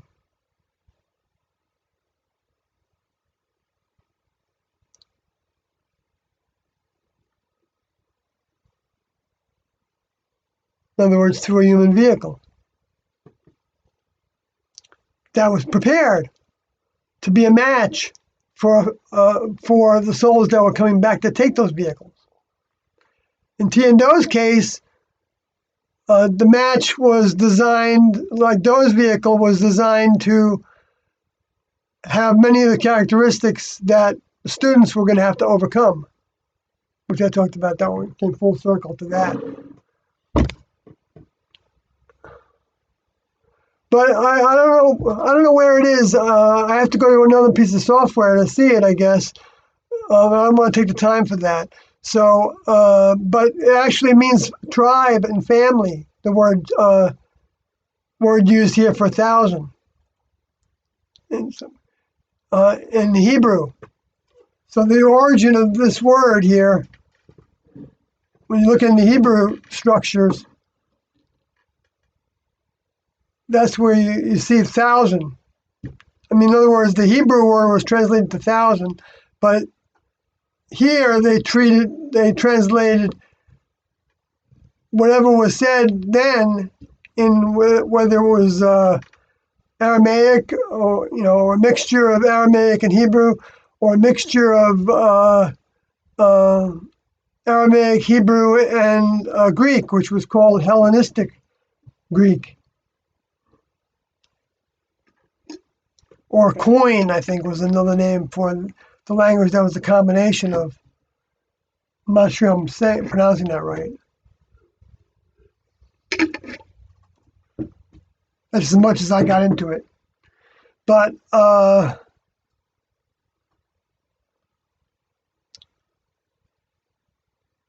so 1,000 meant a family or a tribe. So I tried to look at this every way, but Sunday.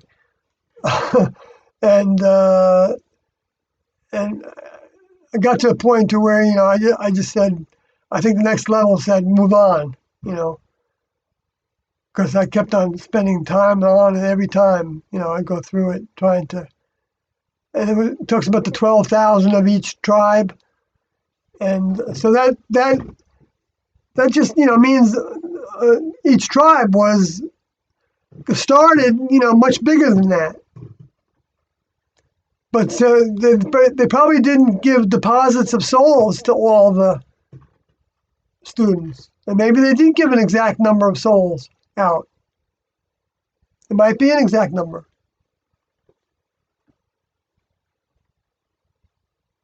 But that doesn't mean that a lot of them didn't die off. But what are they going to do here if they've got that many souls actually that were deposited? Because they got to deposit a soul in each individual human vehicle that they want to put a soul into. They go to them physically. They don't take them onto a spacecraft to do it. That's what the lower forces are trying to do. To implant their implants that are facsimiles of what the next level does. Use those souls that are implanted but much more than a tracking device. It's like a seed. So it grows. Its body changes. Tiendo taught right in the very beginning that we were growing a new body inside of us. They didn't say inside of us. They just said we were growing a new body. Maybe they did say inside of us. I'm not sure about that.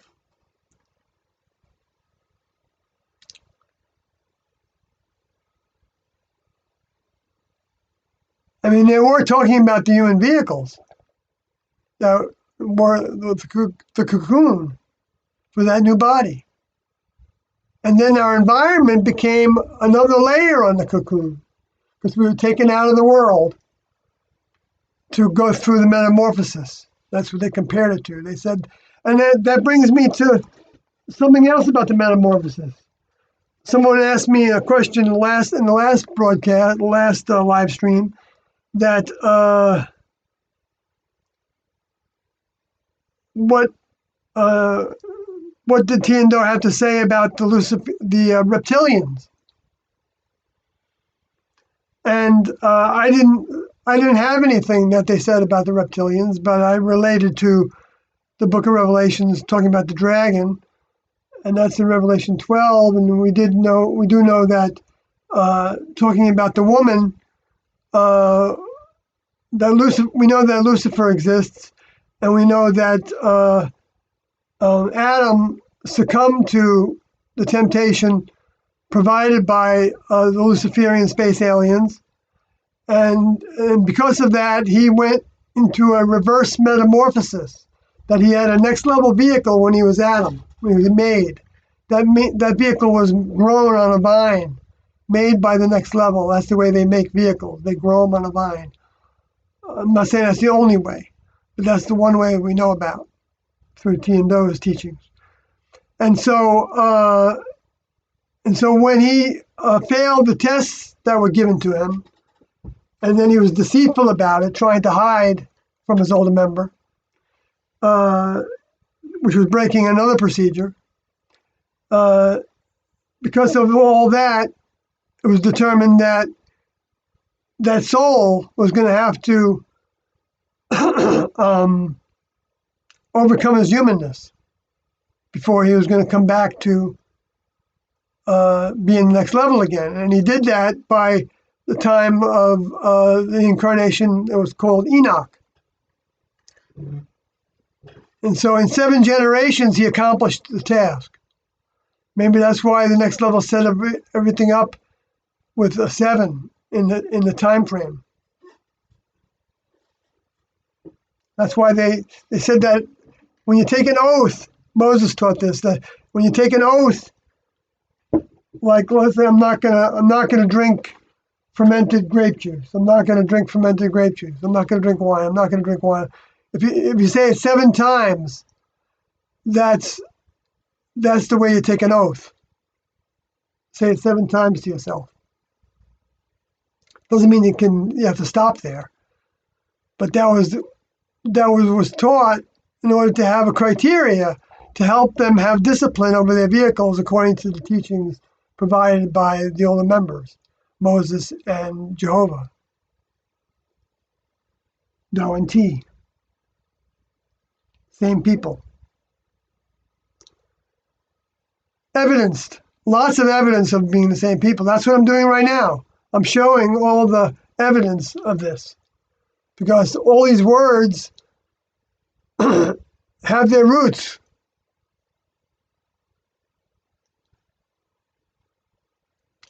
Okay, so that's 1,000. Then having his father's name written. Now, name, written means described. Oh, yeah, you're seeing it. Eventually. But it's the primary verb to grave, to engrave. In other words, to engrave upon their minds. Make into a program, a program that, that's a fact.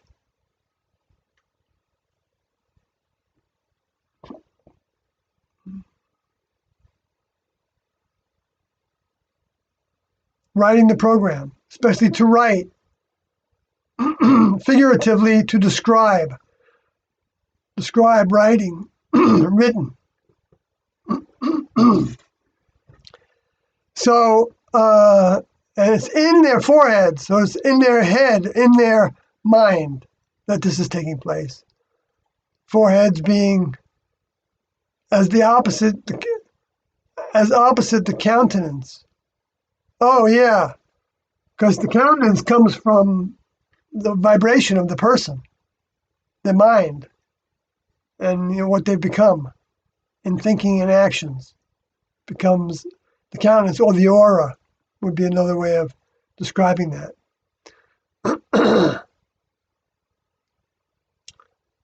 Which T apparently could see, because she told me on one, maybe two occasions, that I looked green. I said, "What is that? I don't understand what that means." She said, "No, I don't know. You just look green to me," is what she said back to me.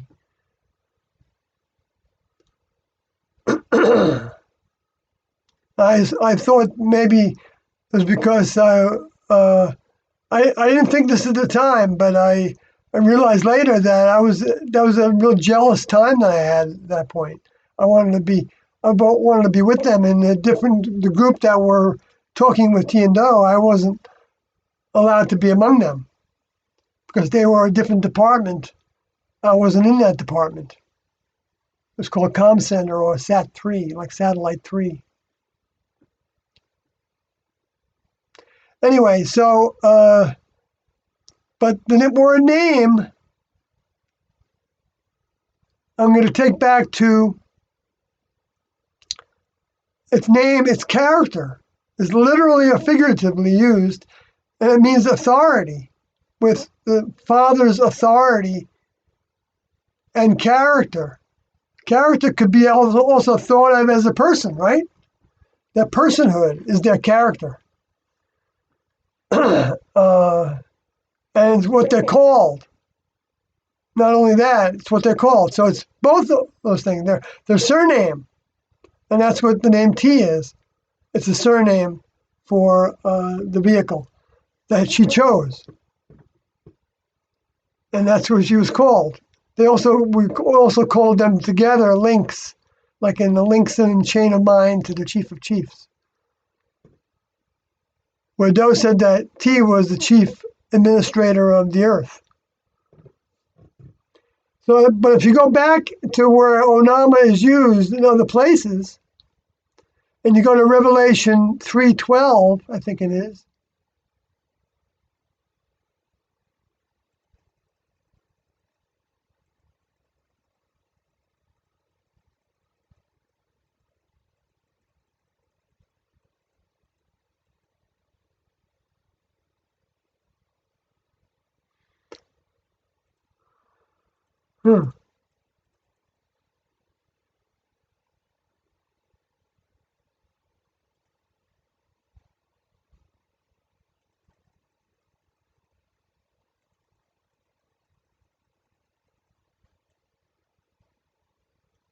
I didn't pass it by, did I? No.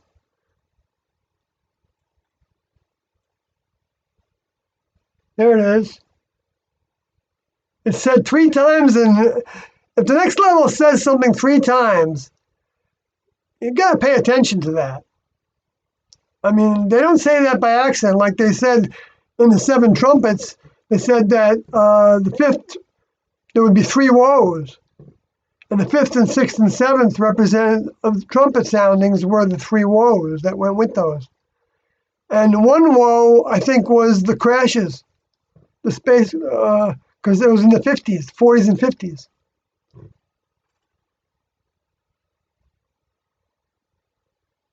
Fifth period of time of their closeness.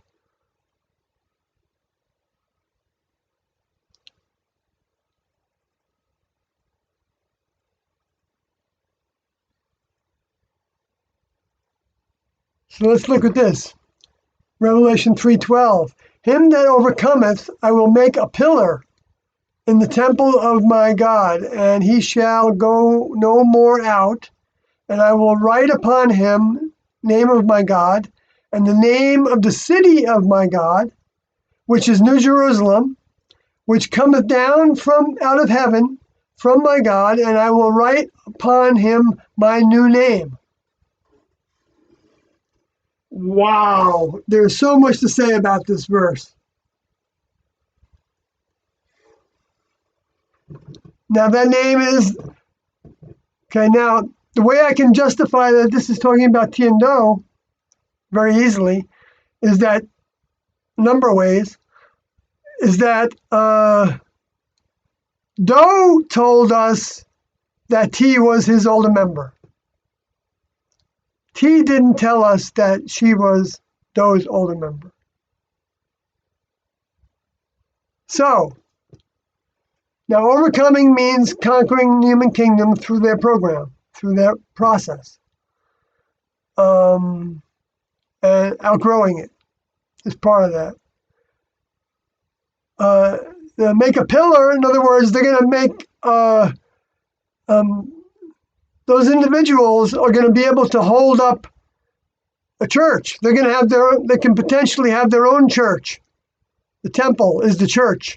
The church are the believers that come after. And Tiendo talked about that as the strains of humans that are associated with their older students.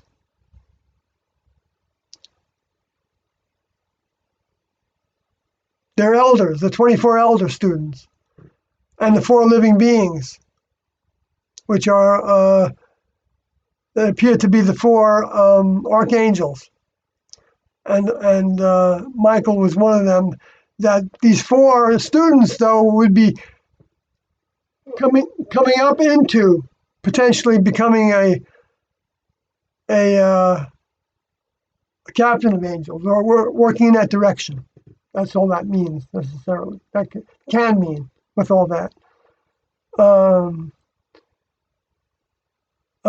the temple of my God is the temple of the next level.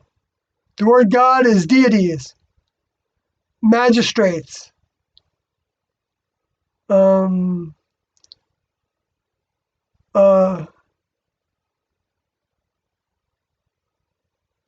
very exceedingly supreme divinity, however you want to say it. 3555. I'm not going to go into that anymore, but a deity. But some people say it as deities.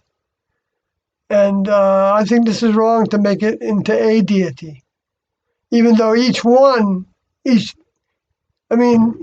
just gives the wrong impression when even Christians know that there's angels and there's archangels and there's many members, but they want to try, and the Catholics make it sound like it's, just the Father and the Son and the Holy Spirit, and that's it. When the Holy Spirit just means the holy mind, and how that relates to the students in the chain of mind. Father, Son to student. Like Krishna, I'm coming up with this, like Vishnu, Krishna, Arjuna.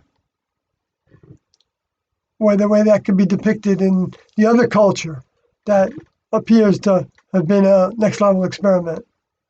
Well, Tiendo said that all the religions came from the next level. So I don't have to really qualify that.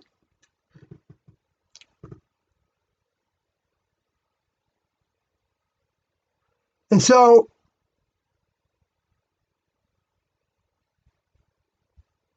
now, who's the I here, right? That's the key to this. I guess I have to go up further for this to see who the I is. Okay, behold, I come quickly. Because thou hast kept the word of patience, I also will keep thee from the hour of temptation, which shall come upon the world, and try them that dwell upon the earth.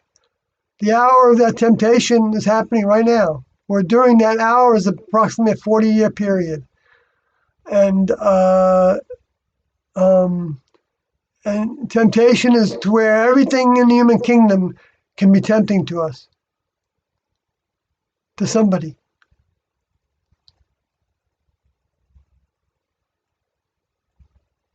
Behold, I will make them of the synagogue of Satan, which they say they are Jews and are not. Now, Jews are overcomers, according to Do. So if they say they are overcomers, but they're not, because they're not overcoming their humanness, and not even abiding by laws. I mean, like thou shalt not murder and kill, but they and the Israelis and the Christians, go United States and Europeans, and that came from a lot of that background, and the Islamics, the Muslims as well, because they came from that same Abrahamic background, and they looked to Moses as one of the prophets, speakers inspired by God, and so they believe in thou shalt not kill, and a lot of them, the leaders of the countries, they don't pay attention to that.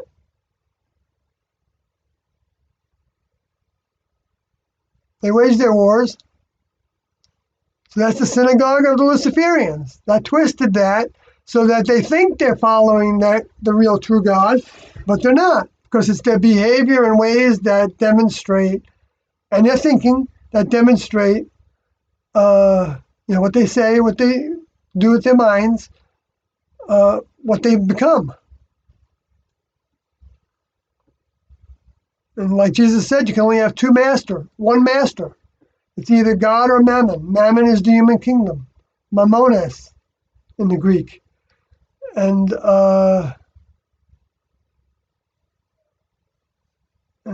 T and Do are the ones that I learned that word mammalian. They said mammalian. You know what?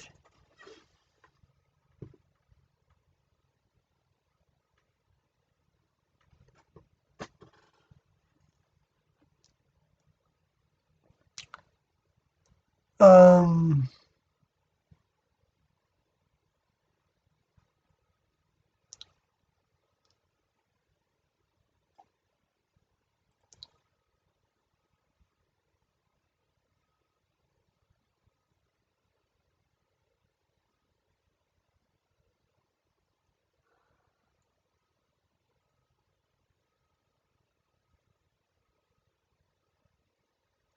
okay, so who's I still? We're looking for who I is here.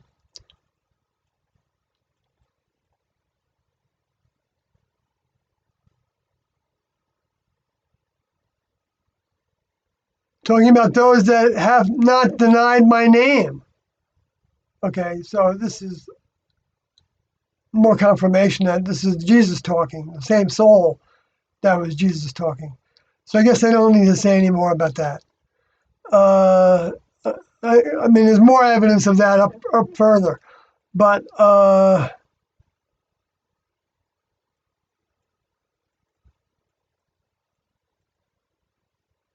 talking about loving them as well. And we know that Jesus gave that instruction to his disciples to go out and tell the truth, and that they would that he would love even those that came to believe in him through them. He said that in a number of different ways, I think. Well, not in a number of different ways, but in two different places where I kind of summed it up to that.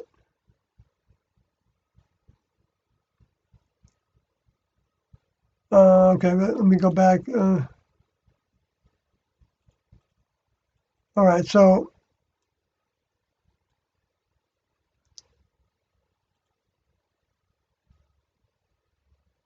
he's right upon a name. So he's writing upon a name of my God. So in other words, his God is his older member, T, because T was the one who parented him into the next level family, into his next level family. I mean, that individual's next level family. I guess I just got to say it that way.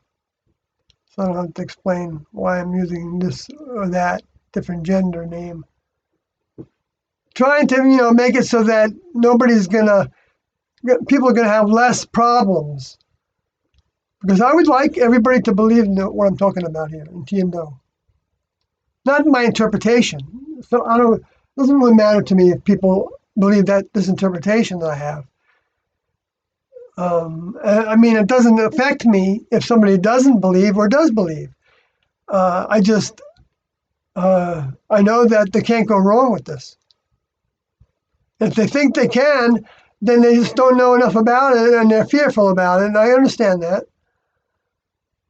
But they can work through those fears if they ask the next level for help to do that. Reach to the highest source they can imagine. And but the fast track is to just ask and know.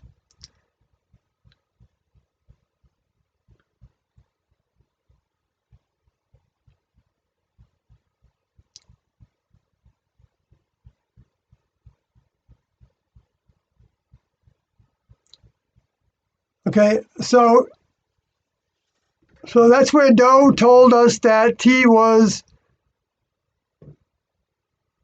the same individual that was the father and the older member all along, right from the beginning. Elohim in the beginning of the experiment in Genesis. That's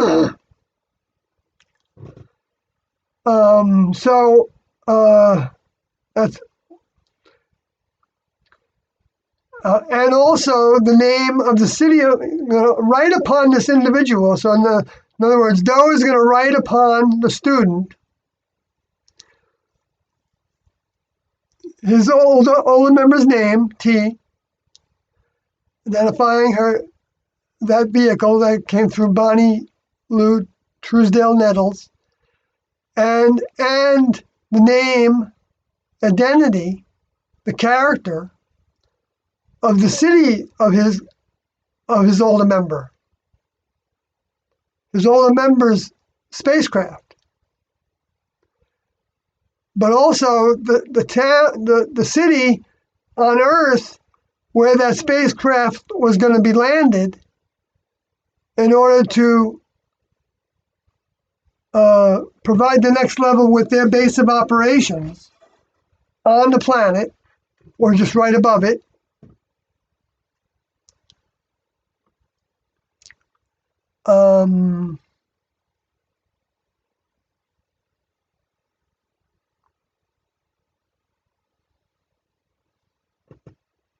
Is what they're talking about. And that is described as being 1,360 miles approximately wide and square in shape.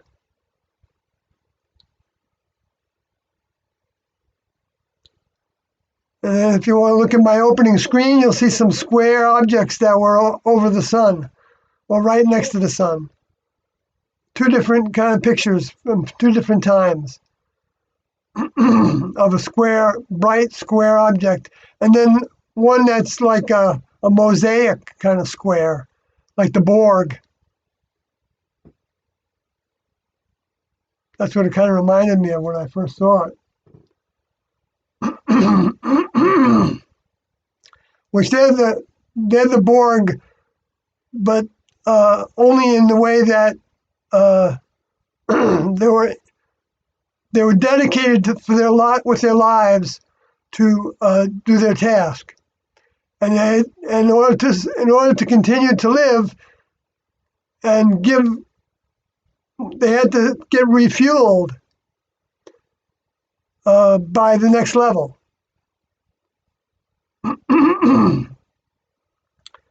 And they had to stay connected to the next level. It didn't mean that necessarily that members of the next level have to go someplace to get refueled. I don't know if that has to happen. T&O didn't give any indications like that I can recall. But they did say that you would be connected to the next level if you had next level tasks. Even elementary tasks, like the Watchers had, that Enoch talked about, the fallen space alien souls that originated someplace in outer space. But aren't space aliens anymore because they can't leave the planet. I mean, very far away from it. They can be in the near space around it, which I suspect is the moon. I think is pretty much like maybe a boundary line. Maybe they can't even go to the moon except if humans go there. Then they can go with those humans, maybe. Maybe not.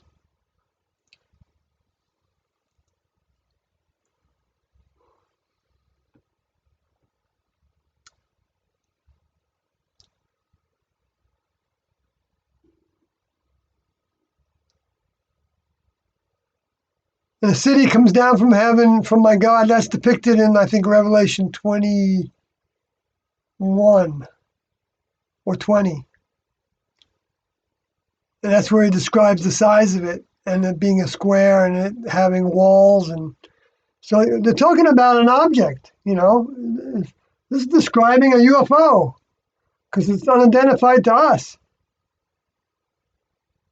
It's that big and can be invisible totally to us. While Tiendo talked about that possibility of spacecrafts being right on top of the house we were living in, that we called a craft, where members of the next level in physical bodies that we're not able to see are around us, but they stay out of our way so that we don't bump into them. But that we could grow to see. And that we're shown to some, when they were in Tucson, Arizona, in the craft there, they got a visit one night, from two individuals that looked like about 3 foot tall and were phosphorescent, glowing people, humanoid shapes. That were seen by 3 students while they were awake, and 3 students thought they dreamed about it, and those said that they woke up and saw it, but were told to go back to sleep.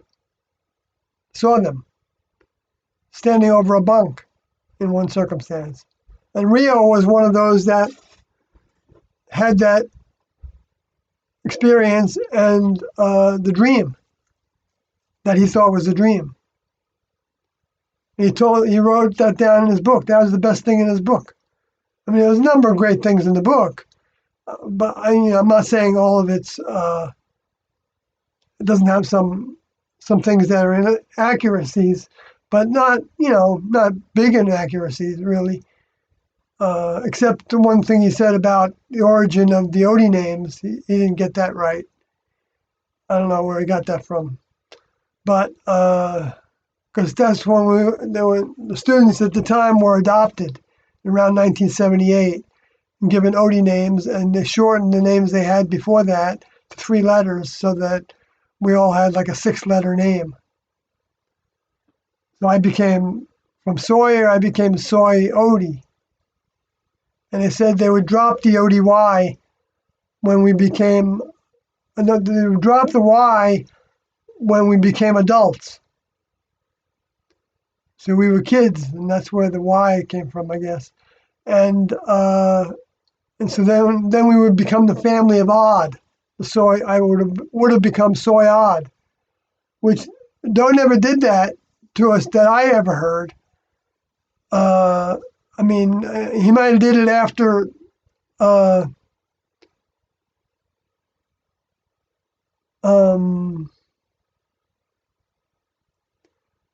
Well, he says they were in this verse here. It says that, and I will write upon him my new name.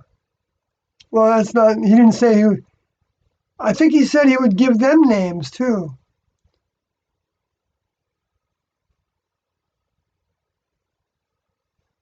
Well, maybe I'll go to the next verse and see if he does say that. 'Cause I don't remember clearly right now. But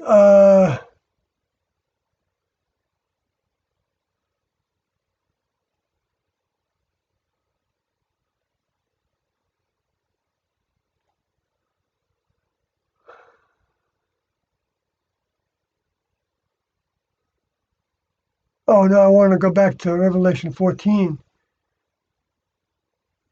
Did I finish this one? Came down out of heaven from my God, and I will write upon him my new name. Okay, so he's also saying his name is Do and who he is. But actually, he didn't tell us who he was in the past. T told us. So they were witnesses for one another. They were the two witnesses. They were giving their testimony of who the other one was in the history, in the backside of the book, in the history of it.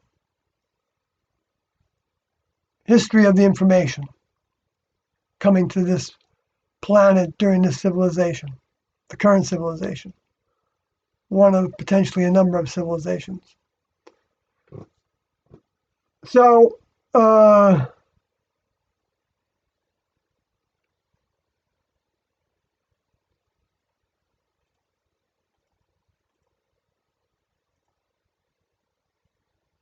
that makes it easy to go back to.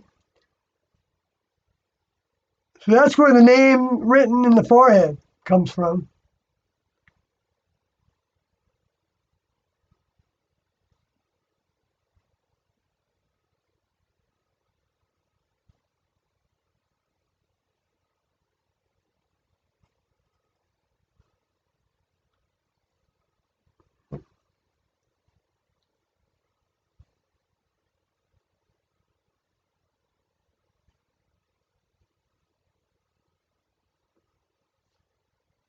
So then it says, Revelation 14:2, and I heard a voice from heaven as the voice of many waters, and as the voice of a great thunder. And I heard the voice of harpers harping with their harps. Okay, so harpers are the students that were graduating, and their harping is doing the procedures of the next level, doing tasks for the next level. And their harp is their human vehicle that they're using to do those tasks through, which becomes their next level vehicle. When their souls graduate, the souls have to be strong enough to be able to pilot a next level vehicle, a more dense physical vehicle that's grown for them, where the souls are more of a plasma physicality, according to Do. So that was all according to Do, except for the actual interpretation of this verse, which T and Do didn't interpret prophecy, except one time in Revelation 12 saying that T was the woman, and that they were they were depicted by the two witnesses in Revelation 11. Other than that, and they did refer to things in the Old Testament and that Jesus said, and said that we could trust what Jesus said in the four Gospels, because the Next Level worked really hard to make that continue to be accurate, even though Christians have twisted a lot of it. But it doesn't mean that we still can't see the truth in it. That's why T and Do put it in the back of the Heaven's Gate book as the examples of the verses that both best describe their task, leaving everything behind, the whole human family, to graft with a new family, which happens in stages. And individuals now might not be at that stage, but that doesn't mean they can't become students in T and Do's classroom,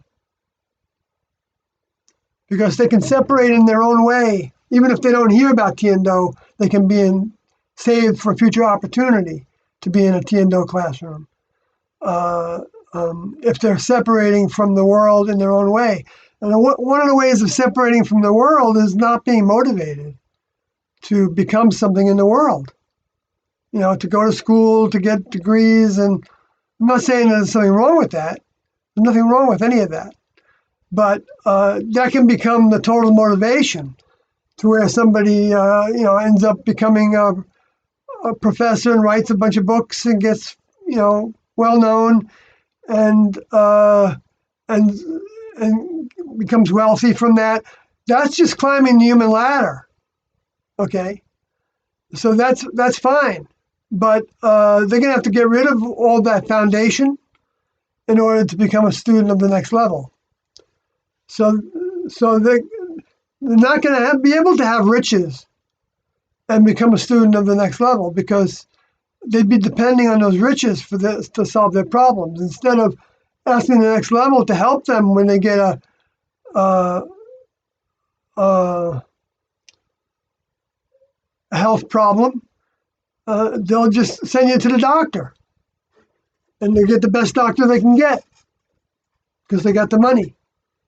They don't have an impetus to and a lot of times they don't even believe that the next level exists to begin with, and because they think it's represented by the Christians or the Jews or the Muslims or the Hindus or the Buddhists or the some of the more Chinese, Oriental, Confucius and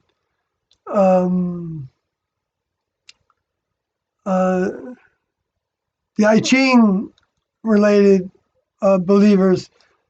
All those things have their potential value, but all of them have to be discarded as something to lean on, as a foundation to,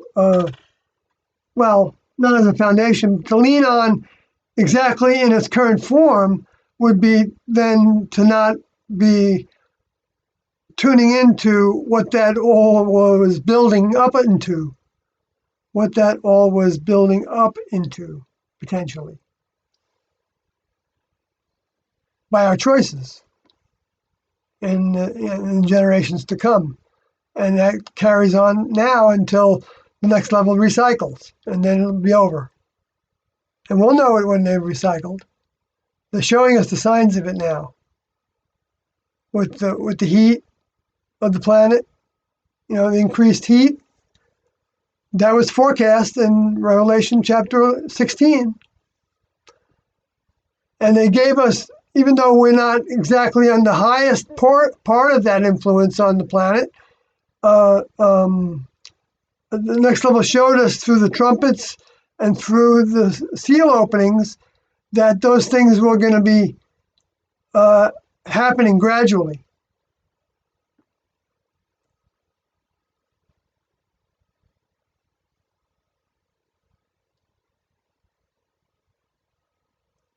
Because when they happen gradually, we forget. So humans, they just had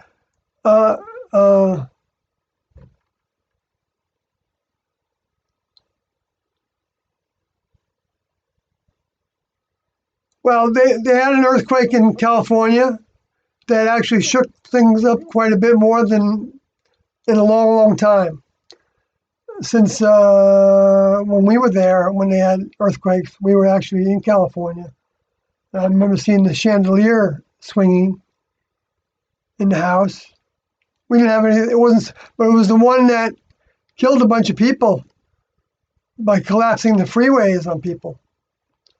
But people think that, and Doe decided from that he wanted to leave and not be there not because he was afraid of dying that way but he didn't know how the classroom would be able to continue if we weren't able to get food and water and supplies because we were trapped in the city.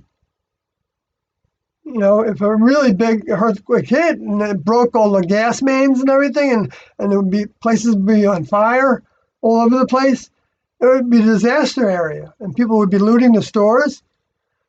So that's a reason not to be in California, not because we're necessarily afraid of dying that way.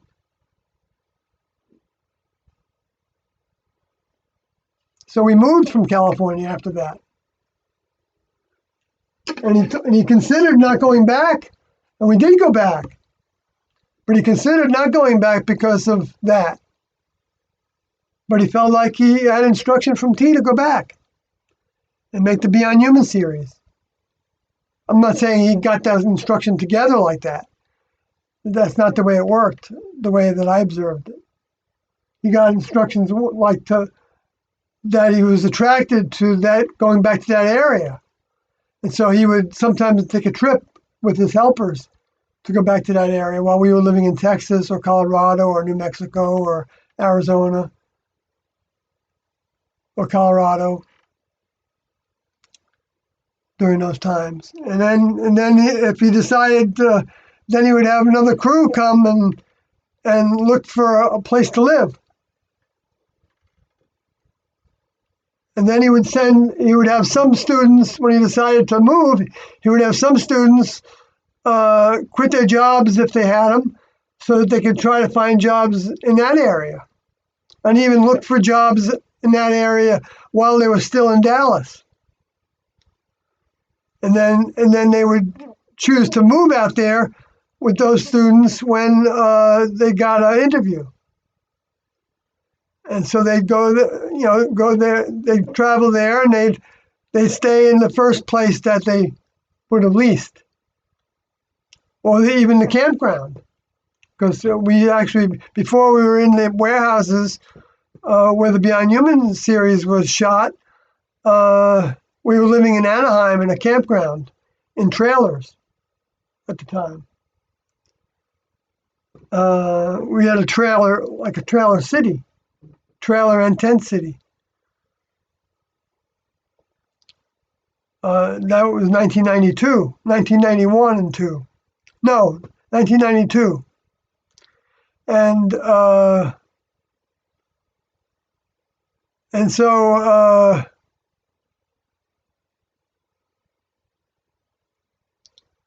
and then they would give word for the rest of us to give notice at our jobs, and then we'd rent like when we had stuff, houses worth of stuff, like 3 houses worth of things was the most we ever had. We would take like 5 truckloads or 5 or 6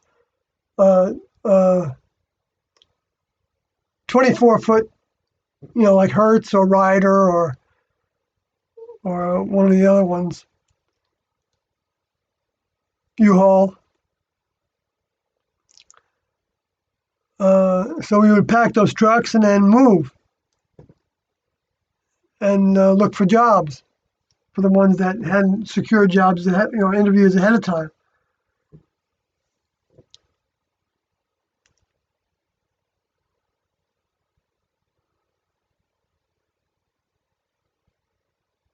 Greetings, Larry L. Shiva.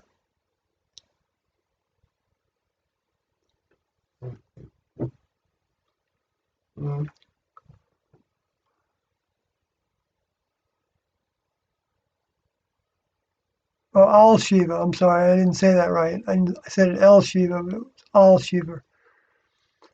I don't know if it means the same thing as El does. I don't know that the Hebrew, not the Hebrew, but the Hindu or the Sanskrit very well. I know a little bit of it, tiny bit. But anyway.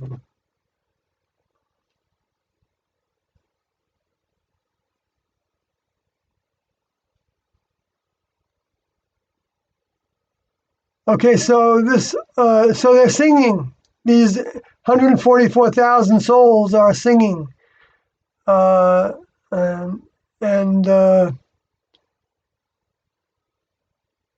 for whatever it's worth, Larry. Well, you've been here before, so I don't just always talk about the Bible.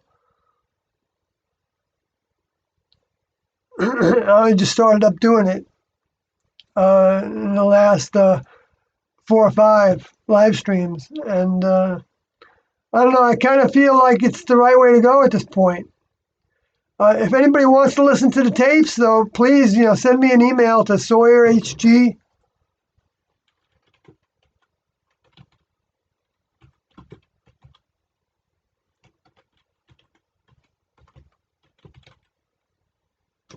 There's my email address, and make sure you have ability to store 4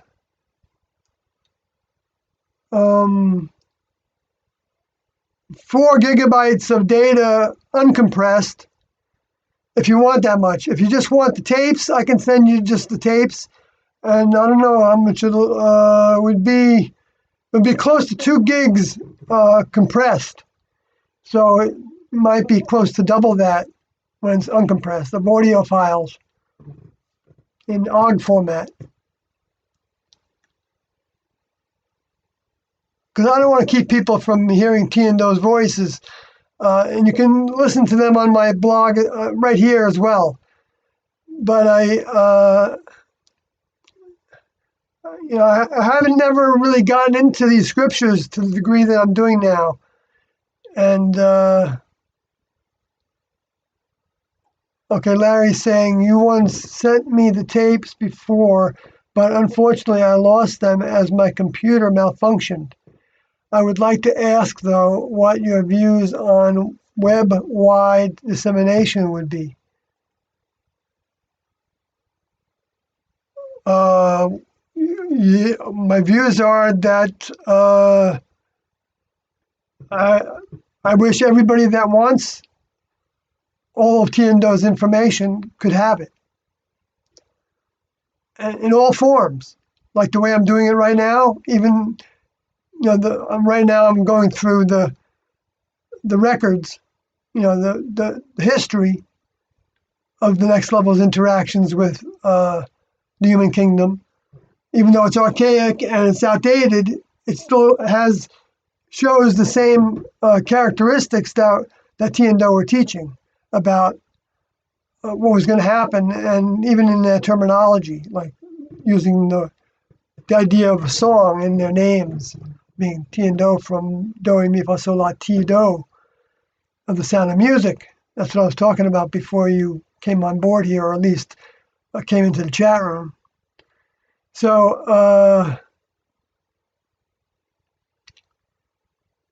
I'll send you the tapes again if you just send me your email address, because I'm not sure how to look for it on my Yahoo account.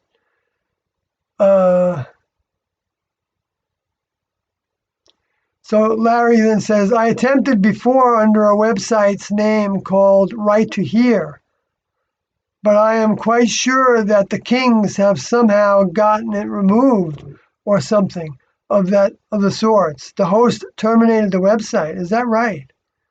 Is that right? Wow, I didn't know that they were doing that. I'm not saying that's a fact, because you don't know for sure, but if it was terminated, I wonder why. I wonder who did that. Huh.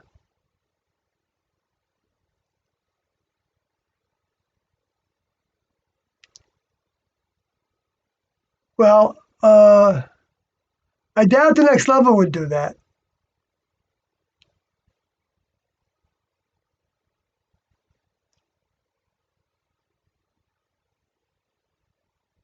But the lower forces would certainly do it. I mean, they would give humans any reason under the sun to do that. So I don't know if you should. I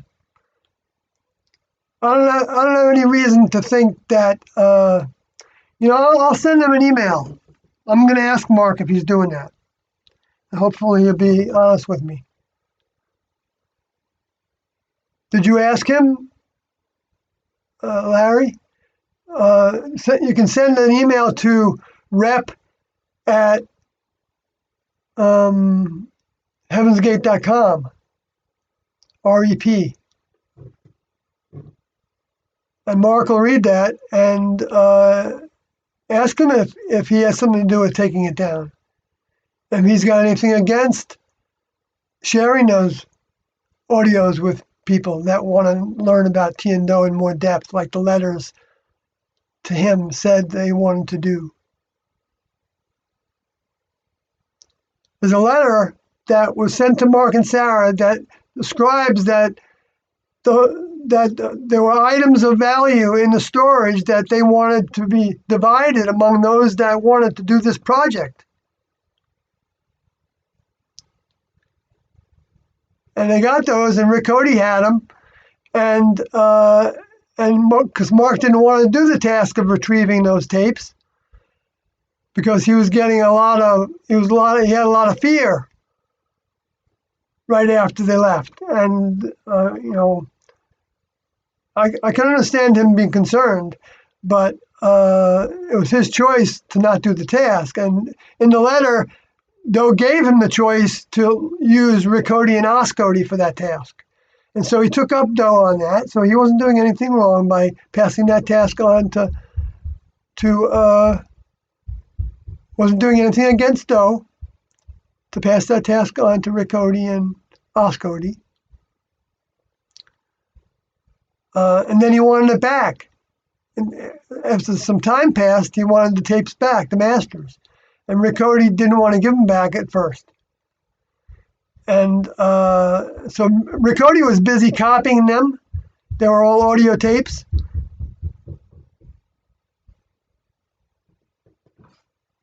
Hello?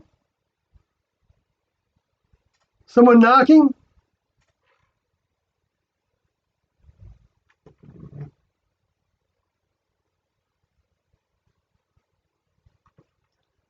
I gotta go see if there's somebody at my door.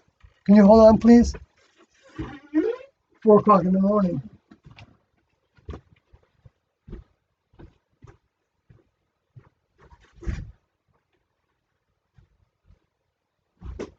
Hello?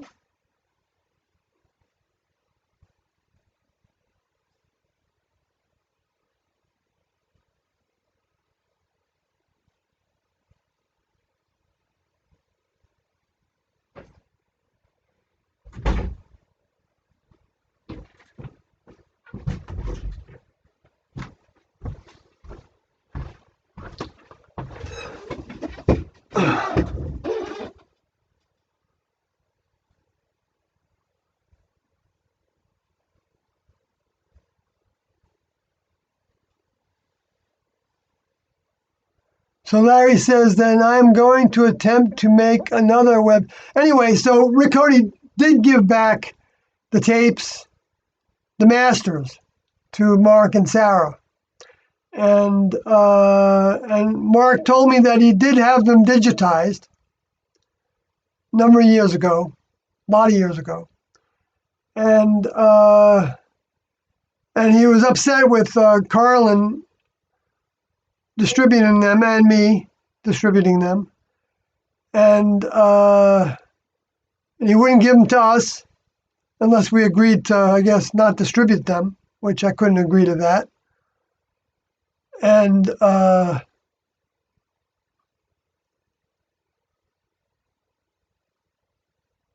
so that became a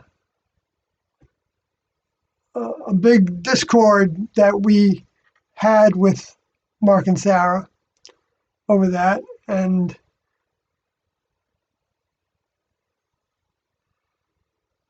be careful, Sawyer.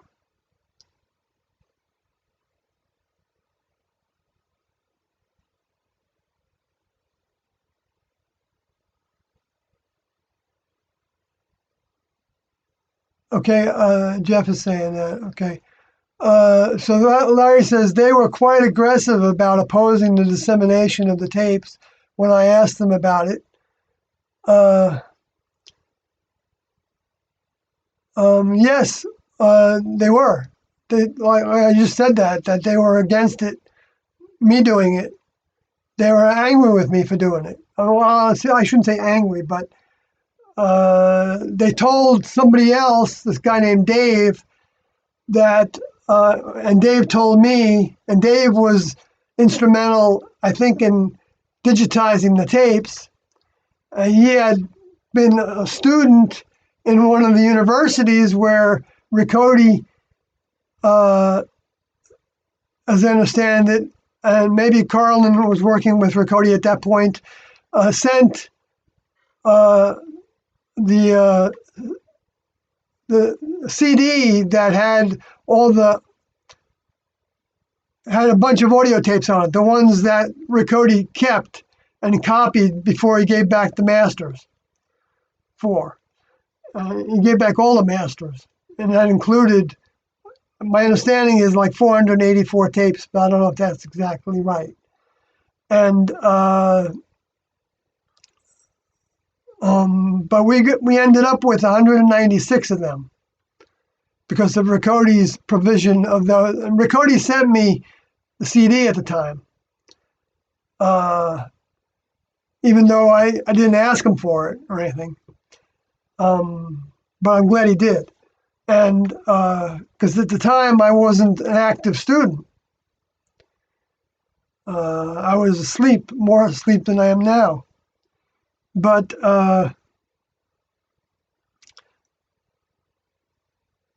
so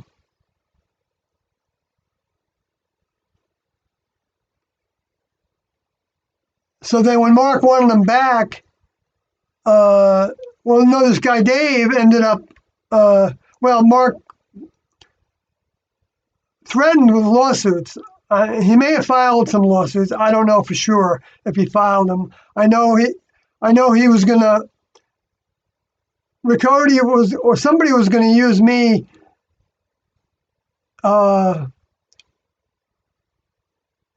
in some court as a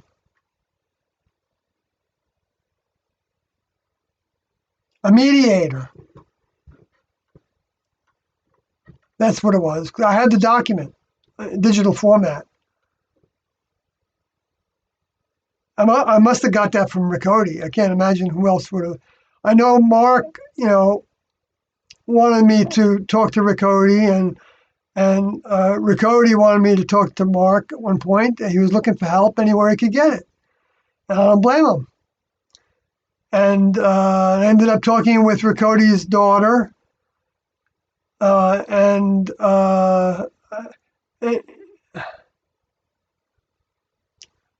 that point, I didn't really tune into everything that was going on with this. And so I wasn't like against Mark, and I wasn't against Riccoti, and I wasn't against anybody. I know I probably spoke to Riccotti's daughter about Mark in ways of saying maybe he doesn't really mean it that way, or maybe he's not. I was taking the high side of where Mark might have been coming from at that time. Now we're talking about like 2002 or something like that. And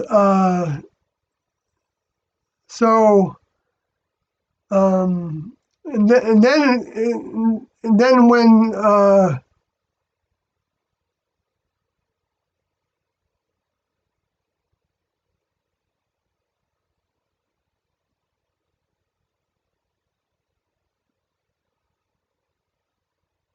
so just to give you some of that history, I guess, but so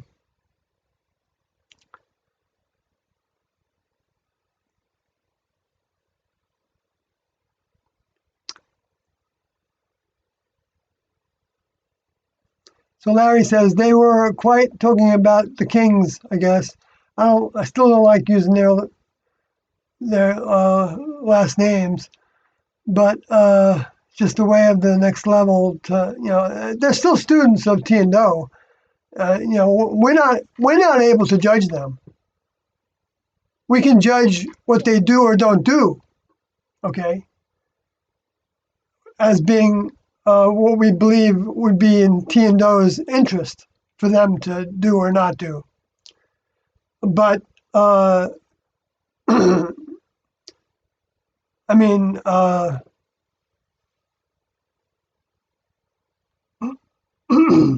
but see, that becomes a test for us, whether we're going to judge them as Luciferians. That's ridiculous. I mean, they can be actually influenced by the Luciferians, like we all can, and we all are, I think, is safe to say.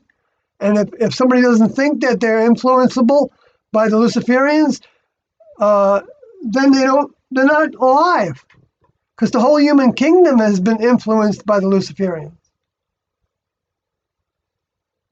So we should really avoid slipping into. I'm not saying you do this or anybody else does this, but we should not slip into summing things up like that and then calling them Luciferians, even though they said things that were against T&O, and they said the gate was closed, and that wasn't true. And so I can completely understand why Carlin and Riccoti created that document during a brief period of time. The window was still open. Cousteau said that in the press release, that there was a brief time that the gate was open. And I know this became a very difficult thing for Carlin to deal with, and I think maybe if I had been in Carlin's shoes, it would have been equally difficult for me. I don't know. I can't say. I wasn't in his shoes during that time, and I wasn't even I was doing things regarding the next level only in person-to-person ways, and the people I would meet. I wasn't going out of my way to talk about the next level.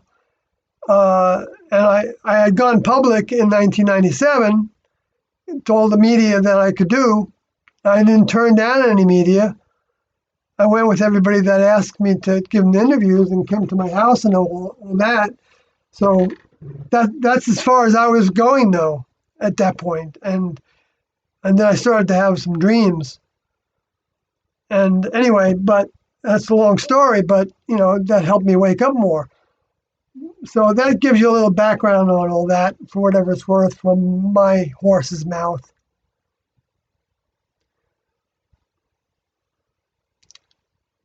So they said that, Larry says, they were quite aggressive about opposing dissemination of the tapes when I asked. Oh, wait, I forgot to read the other one. Larry says, it was strange how the site just disappeared without notice is all. You are right, I probably shouldn't blame the Kings. And then Larry says, they were quite aggressive about opposing the dissemination of the tapes when I asked them about it. Yeah, I wouldn't actually be surprised if they did try to get it closed down. I mean, there was a time when the individual that was known as XF Checker was another name he used, handle. He had posted a number of the Beyond Human videotapes that Doe and crew made, on a YouTube channel. And somebody claimed that he was breaking the laws of copyright on those materials. Now, whether that was Mark and Sarah or was Dave, I don't know. But Dave, getting back to Dave was communicating with me, and he was communicating with Mark and Sarah, and he told me that because he got a hold of those audio tapes that Riccoti sent to that university library, because he was a student there, and he was very interested in the material. And I think he was planning to write a book or do something with that material. And so he befriended Mark to try to get more of the materials and to help him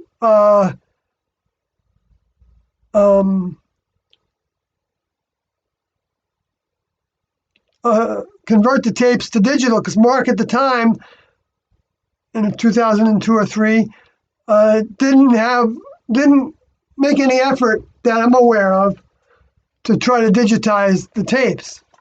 And this was definitely years after he got the tapes. And I don't know why he didn't try to have them digitized right away. Riccoti did it.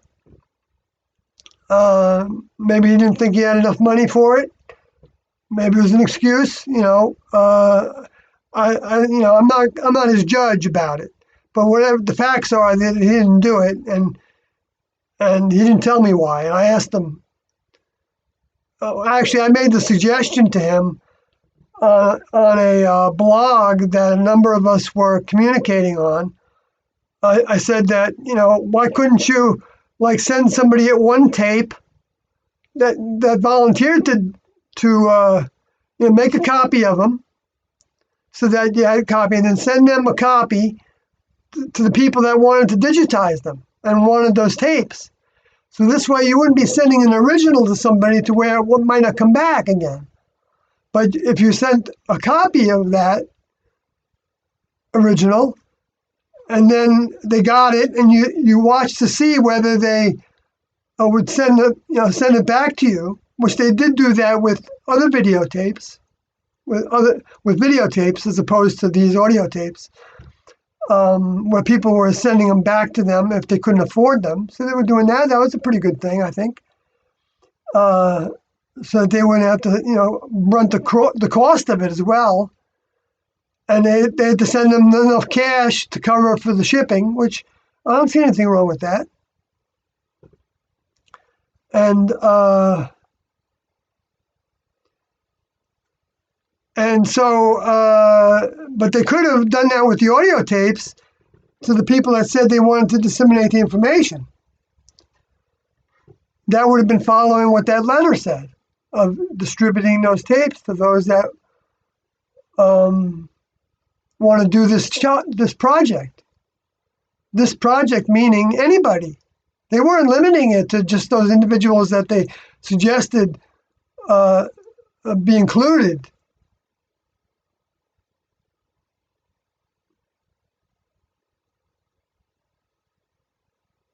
In the dissemination of the information.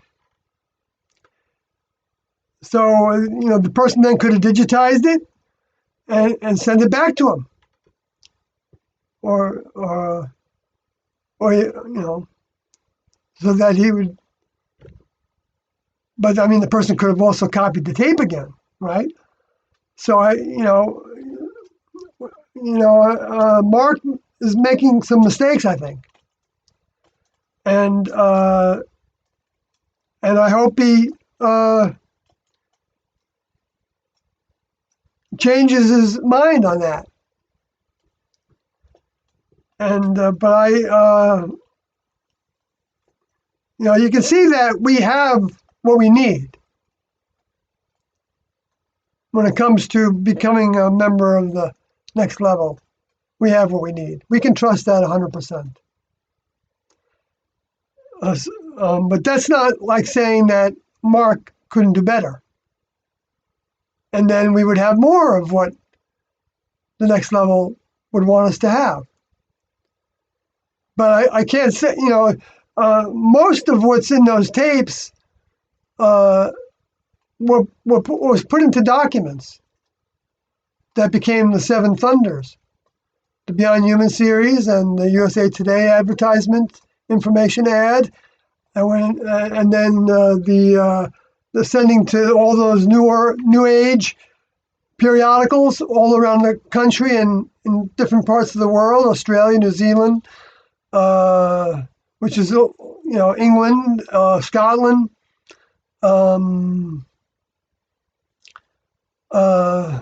Seems like they were sent to mostly English-speaking areas of the world.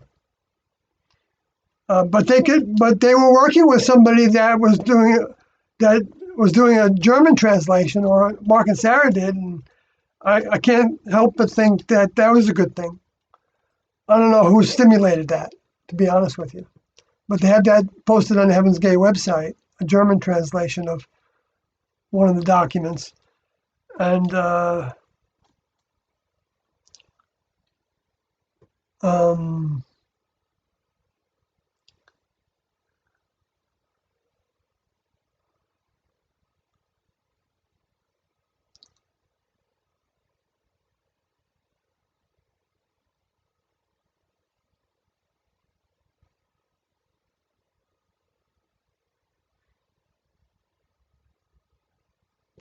I know they said in a recent interview, Mark and Sarah, but I don't know if it was Mark and Sarah together, because I don't know if Sarah reads all the things that Mark sends out, because they don't sign it that way.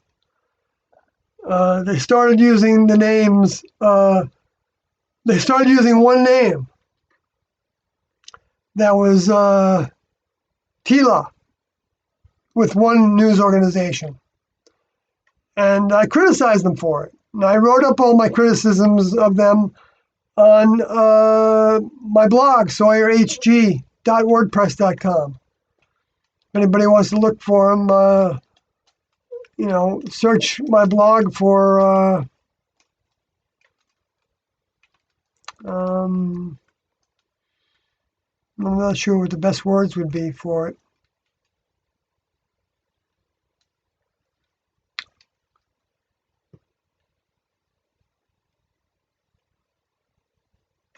Media or Mark and Sarah, them together, or Mercody.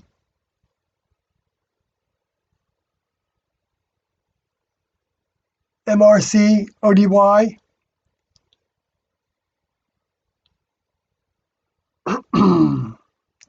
And or webmasters. If you search my blog for webmasters, you get a lot more though than just those articles that I wrote. Not articles, but responses and comments to like a kind of critiquing that I did for maybe about 6 or 7 different interviews that they gave, where I was critical of them on a lot of scores. Like, for instance, that's not their names. If they want to give their next level student names, then Mercody and Sarah are their names. If they want to use Mark and Sarah, then use Mark and Sarah. But making themselves into one name, that's like making it into a religion. So that's like saying that there's only one God when there's a whole bunch of them, true gods. All the members of the next level are gods to humans. See, that's a way of distorting the reality, and they were influenced to do that by the lower forces of this planet, in my opinion. And I don't know if they saw my comments, but I know they told Dave. That's what I was getting to before, talking about Dave. Dave told me that they told him that they didn't want him to relate to me.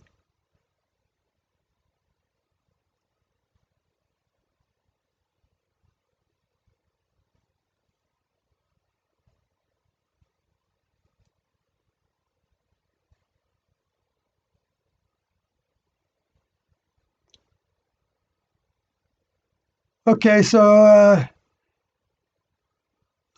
Larry says, welcome back.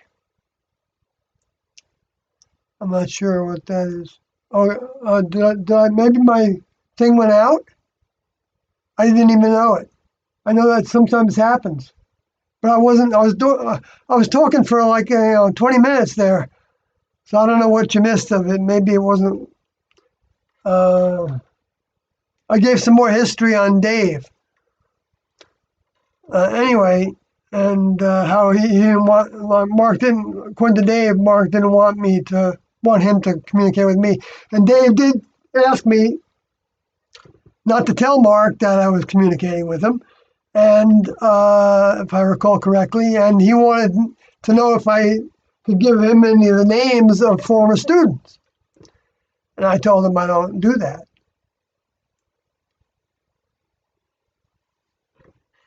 And that was the last communication I had with him, I think.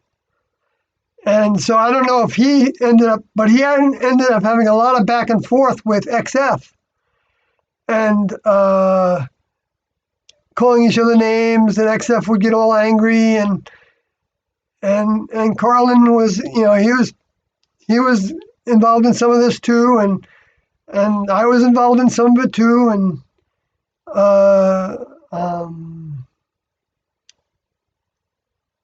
different ways, and so it caused a lot of discord. And I'm sure there were a few people that saw us talking about all this on the blogs and stuff, and thought, wow, these people are this, against one another. what does that say about Tiendo? But that's their choice. If they want to see the dropouts having disagreements and some casting names at other people as reflective of Tiendo, they're the dropouts. They didn't make it. So they don't reflect on Tiendo's teachings. They reflect on what they need to outgrow doing. If it looks that way. Now, talking about the things that are true and not true according to what Tiendo taught, that's not immature from a next level perspective. That's setting the record straight. We need to set the record straight whenever every chance we get, so the public has a chance to study it for themselves. They don't have to believe everything I say either. I don't want people to believe everything I say. I want them to see it in the Tiendo materials.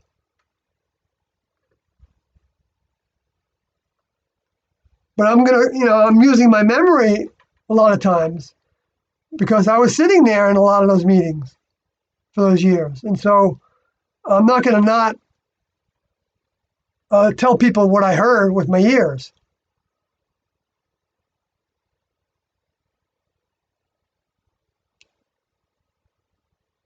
That's ridiculous.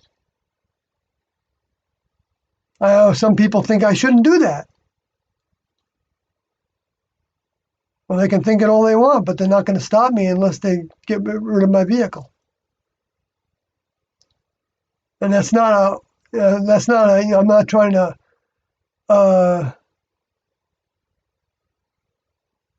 instigate that idea, but if that happens, so be it.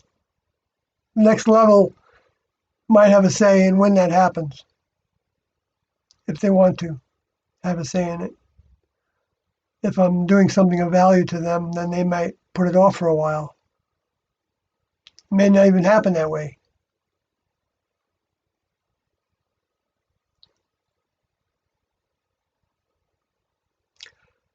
Anyway, but Larry says, do you possibly know whether Mark and Sarah have... Oh, wait. Oh, no. First you said, Sawyer, I'm also very interested in the early talking 70s era early recordings of Tiendo. Well, I don't have any of those. I don't even remember any of those. The only thing I remember having was a video recorder that we kept in a closet that Tiendo pulled out one time, probably in the late 80s, well, the mid 80s, because T was still in her vehicle, I believe, when we were sitting under lights for, it was called, what was it called? It was called like a lab. We would sit under a light. It was like a grow light in a chair that had like a see-through white curtain around it. We would sit in there, one at a time. There's only one in the whole craft, and I think you could stay in there for 10 minutes, something like that. And you could do it once a day, I think. I think there was a limit to it. They didn't, and at first there was a requirement to do it, but then as everything with Tiendo, then it became optional, and then they got rid of it. And I'm talking about within weeks of time, all that happened. Like 3 or 4 weeks, maybe at the most.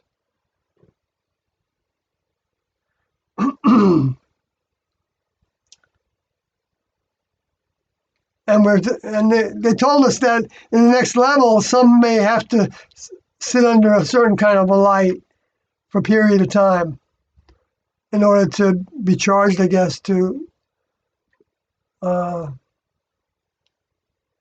carry on with their tasks with that vehicle. But also, some vehicles will need to eat something, like a pill that would take care of all their needs, and that they wouldn't have any excrement because of. Because I think their vehicles don't have a digestive system. The vehicles they grow. But they might have the capacity to mutate into a reverse metamorphosis. And that's what I was going to say before was when I was asked about the reptilians, that could have been an extension of a reverse metamorphosis that Doe talked about Adam went through.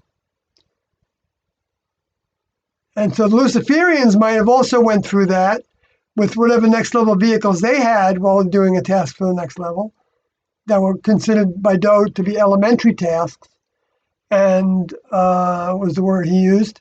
And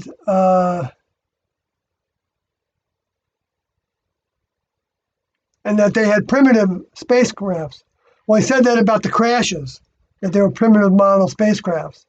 So that to me means that they probably were using those primitive spacecrafts for their tasks, for being watchers. Because being a watcher, Tiando didn't connect those dots that I ever heard. But they taught that in the labs that they said we were applying for membership in. The procedure would be when you first got to that lab, you would be an observer. You wouldn't do anything in the lab right away.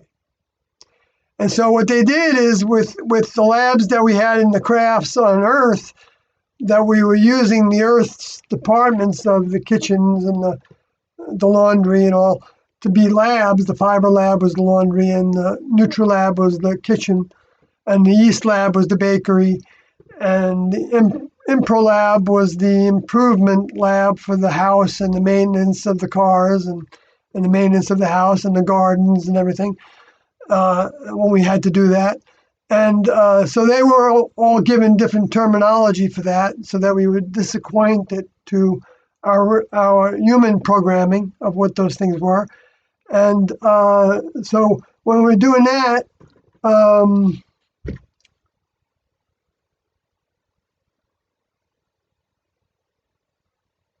I forgot where I was going.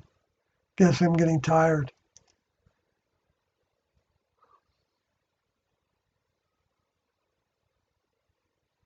Oh, well, I'll just go back to the tape. So if there were tapes made during that time in the 70s, I didn't ever hear about them. As far as I know, the first tapes were recorded in 1982. Now, some tapes were erased, and some parts of tapes, even though 1982 tapes, were erased. If you hear any spots that it's just blank for a period of time, I think I heard one the other day in one of them. That's where they had us erase something. And a lot of times I think that had to do with when a dropout was being talked about, or the name mentioned as an example of something. Sometimes they told us not to, they would just say stop the tape and talk about the dropout. And then they would, if it went to that direction. And some other times they would, if the whole meeting was about that, like right after somebody dropped out or was dismissed, like happened to Mark and Sarah, they were dismissed. They didn't drop out actually. Well, they dropping out also includes being dismissed, but it wasn't their choice to leave, except by their not wanting to follow procedures if I could be wrong, developing that lack of trust in their own mind, following that lesson step. So anyway, so we had this movie camera that was given to them during the time when they were, I think, in touch with Brad Steiger and Hayden Hughes, but I don't know if one of them gave them the camera. But the idea was the person who did give it to them, which I used to know the name of that person. It wasn't Steiger or Hayden Hughes, the producers of the book UFO Missionaries Extraordinary, but was with the understanding that they would use the camera, if they could, when the spacecraft came. And so we carried it around from craft to craft for years. As far as I know, it was never discarded.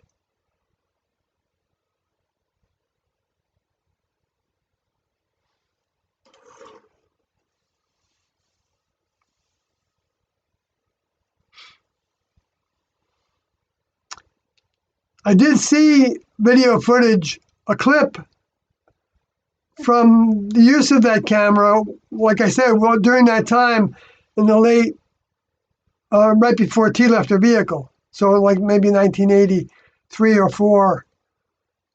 I believe we were living in South Texas. Well, that's where we spent most of our time, in Texas.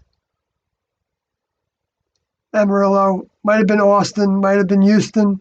We were very briefly in Houston on 2 occasions with a retreat and with a craft. And we were in Austin one time, I believe. We were in San Antonio one time, very early on, I believe. We were in Kerrville, near San Antonio, one time. We were in Fort Worth very briefly before we ended up moving to Dallas again. We were in Dallas like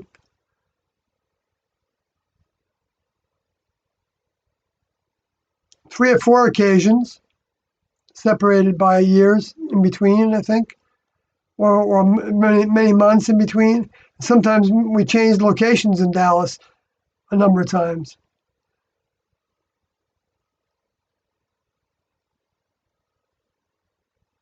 I think we were almost in Mesquite, or we were in Mesquite or near Mesquite one time. And we were in Kansas very briefly. We were in Mississippi very briefly while we were still in tents. Kansas well in tents. Anyway, I don't need to go through all that. And Wyoming a lot. Northern Colorado, quite a bit. We lived in Colorado, in Denver, in Boulder, up Canyon, up Cold Creek Canyon. Squaw Pass was up Cold Creek Canyon, I believe. The Black Hawk Tape was where the retreat was, where T and Do were, and a few students where we visited. And that was up Cold Creek Canyon as well.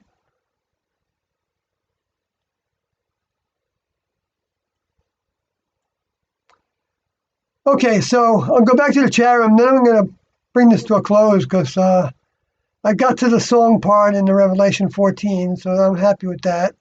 The song is the lesson steps. No, I didn't finish it with that. I got to finish with that before I close this. The chat room says, do you possibly know whether Mark and Sarah have tapes? I read that one already. Okay. All right, so going back briefly to, I'm not going to be able to play a tape now. I can't. I did this for 5 hours.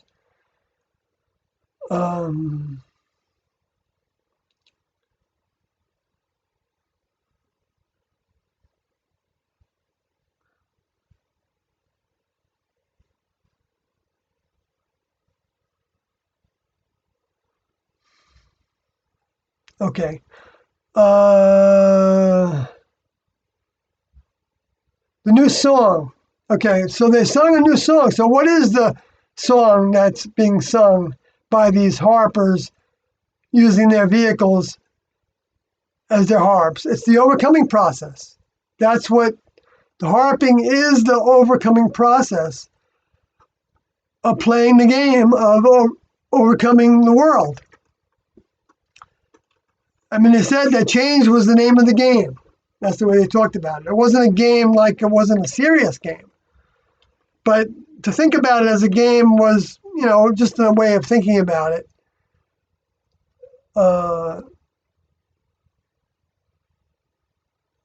Because it was a process. I don't know what to say about it. They just termed it a game one time. They didn't talk about it all the time like a game. They called it the process. The first definition of, they called it a program also. Task, our next level task, to take over our vehicles and deposit thoughts was part of that, sending out thoughts to the world. See, that could be another reason why Doe left California during the earthquake, was depositing thoughts in California to leave. Because they knew that what was going to happen there was not going to be great in the time to come. Like Jesus said, when you see the abomination and desolation standing in the holy place, flee to the mountains, away from the cities. Because that's the problem was, being in the cities. So Doe was giving us an example of that. Or Jesus was telling us the prophecy. The practical example. Because all the prophecies have literal, all the ones that came from Tiendo, which I can't say that everything in the book of Revelations is that, necessarily. But it might be, because Tiendo did say that all the events depicted in the book of Revelations would come to pass. So, I'm not going to, I've already seen some things where they're talking about things in a way that aren't accurate. Okay, so maybe that's what Tiendo were talking about, how John didn't get quite right. No, but John didn't, those things were translation issues, which I've talked about before. So I don't know. I'm not sure what things he didn't get right.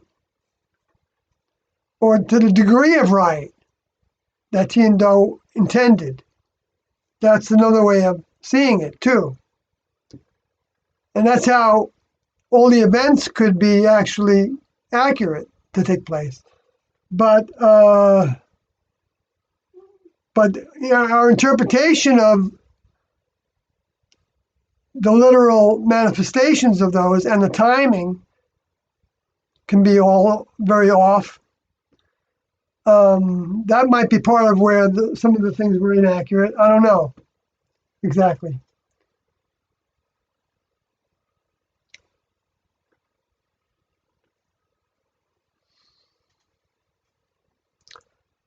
So with that said, I'm just going to finish off with talking about the new song.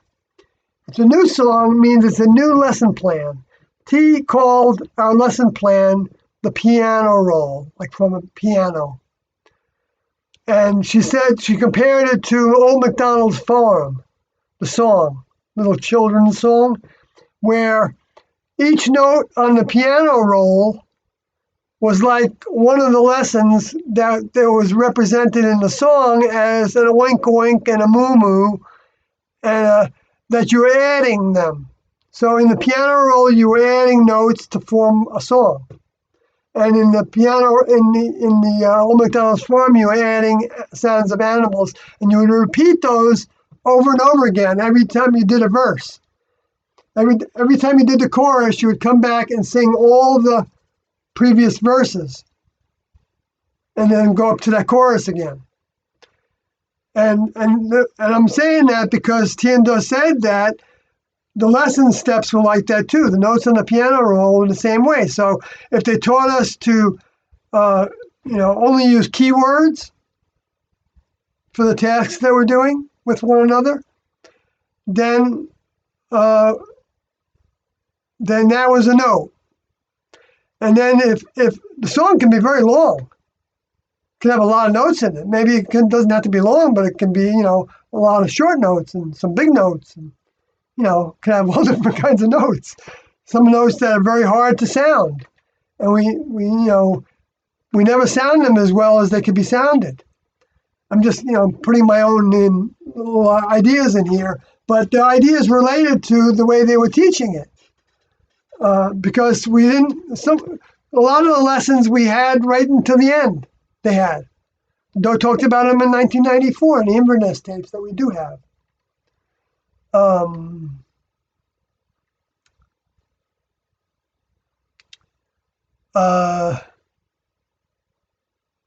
that's another thing. Where did Rick Cody get the Inverness tapes from? And it's like he had insights that those tapes, were like synopsises of the whole process for the new students.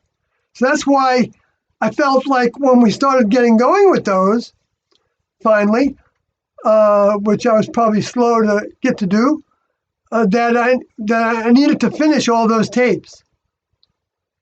And Now I've got to put a packet together of all the transcripts that I do have that were completed, even if they're, well, I should put out the effort to finish the transcripts that I have, finish editing them so that if there's anything that is a little inaccurate because of my personal experience being there in 1994, part of that time, even though I wasn't there for all those meetings, because those meetings were held with different groups sometimes that were in different parts of the country.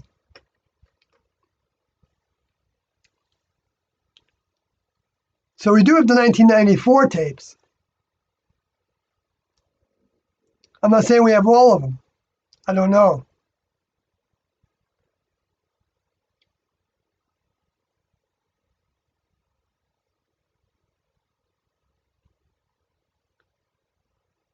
Okay, so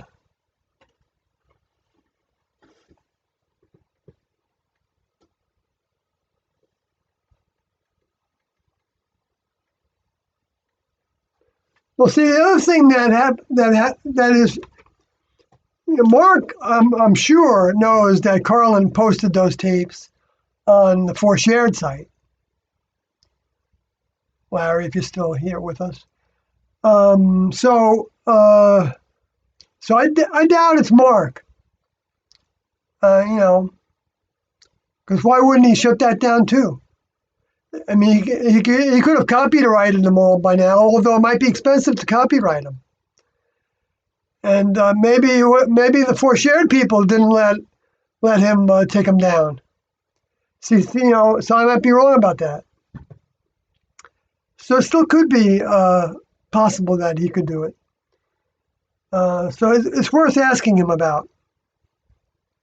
I haven't been in touch with him for a long time. Hopefully he'll give me a straight answer.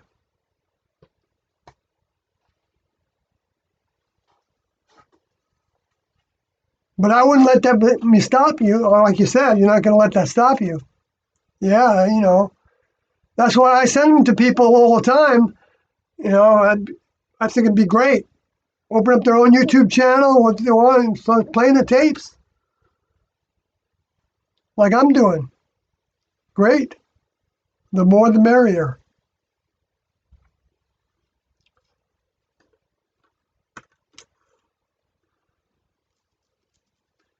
But the next level has this, they have the overview of what's going on. They can move things faster if they want. They do things in a way that more people have more opportunity. And even to overcome being upset about the tapes is something to, I felt my frustration with that, and some have talked about, having a lawsuit. And I actually told that person that stimulated that idea. Actually, I'm not sure they stimulated the idea, or if I did. But however it came about doesn't make any difference. I thought about it, and at the time I didn't have any money, and then I came into some money, and I was willing to support an effort like that with a little bit of money. But then I asked Joe about it in my head, and I didn't feel like that was something that he would have me pursue, like on my own, to start a lawsuit. Now,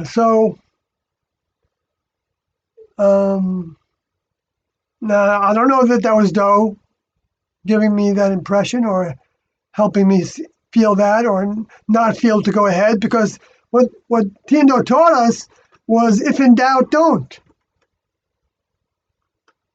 I know that sounds like contrary, right, to what people would think he would have taught, because that would mean that all the students, if they had a doubt about laying down their lives, they wouldn't do it.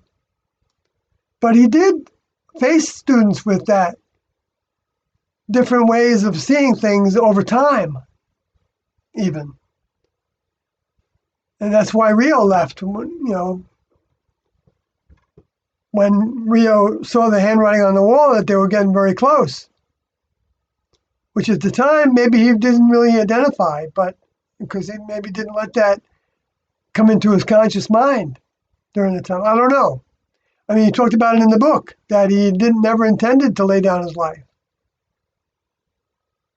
He also said in the book that he didn't necessarily believe that though was the return of Jesus.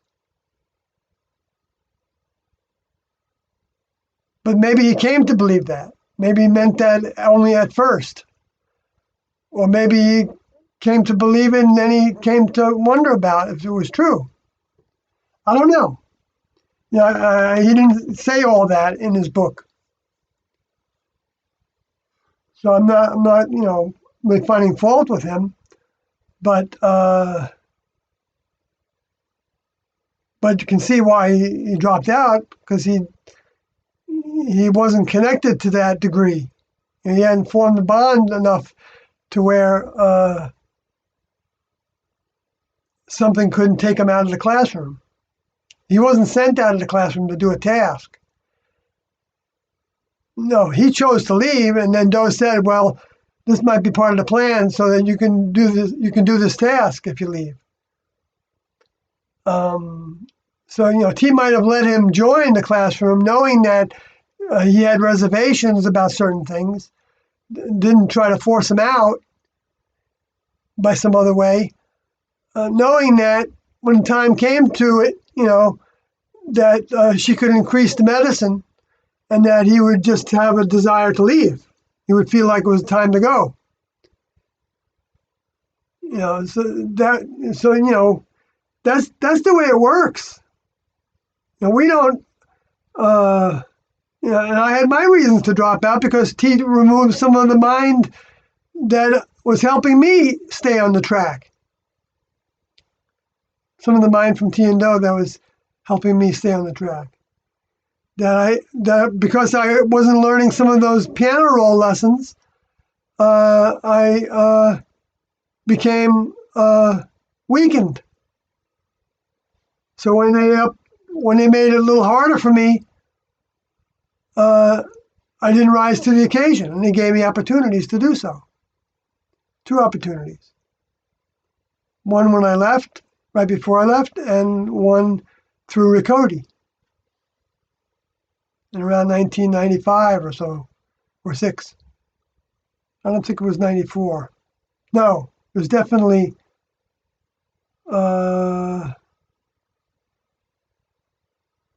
probably 95.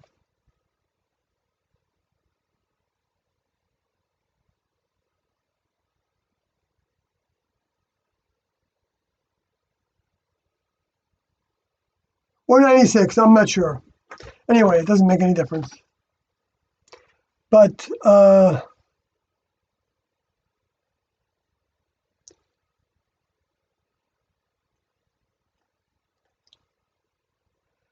right, I'm gonna call it a night. Well, the song is The Piano Roll, McDonald's Farm, the lesson steps. In front of the throne is T, and at that point, T and Do, because the timing of this, Revelation 14, is almost talking about it after they left. Maybe I should try to add that in here, since I'm over 4 hours now. What the heck?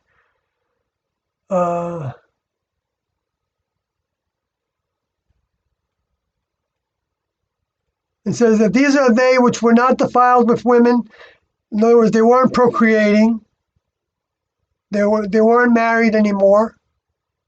That's just the way that's depicted, because of the marriage supper with the Lamb, and because then they're saying and they're virgins. In other words, they're not sexual anymore. Doe called it recovering their virginity.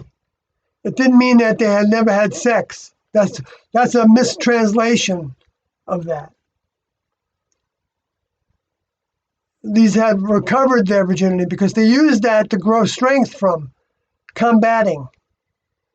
These are they which follow the Lamb wherever he goes. In other words, they left and they were physically with him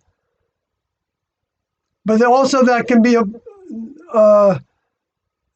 wherever he goes can also mean symbolically now, figuratively, that we all are following whatever he teaches, and that we're going to ask him if he wants us to go someplace. We can do that if we get a feeling to go someplace. That we might think about whether T and O are giving us that feeling, someplace else from where we are, to get a change.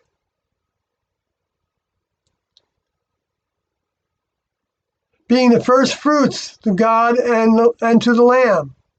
God meaning representing at that point the next level of T.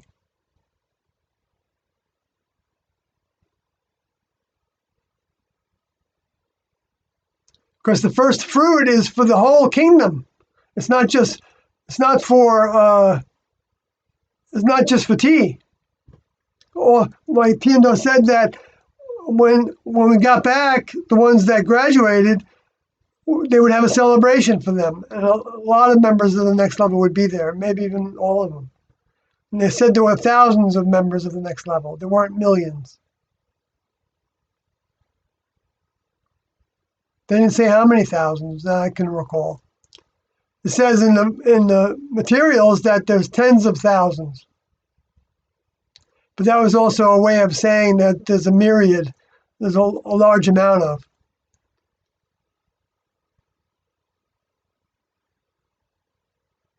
Or many thousands, say tens of thousands.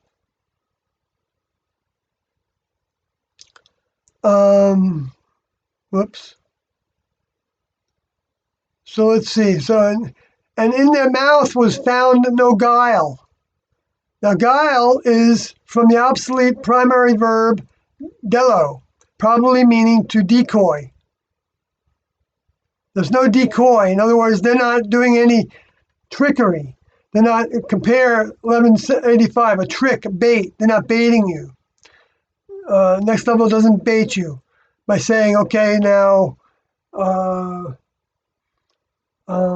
they tell you the truth, and the truth can be like bait, but it's not the same thing as saying, you say these words and and then you're automatically in the next level.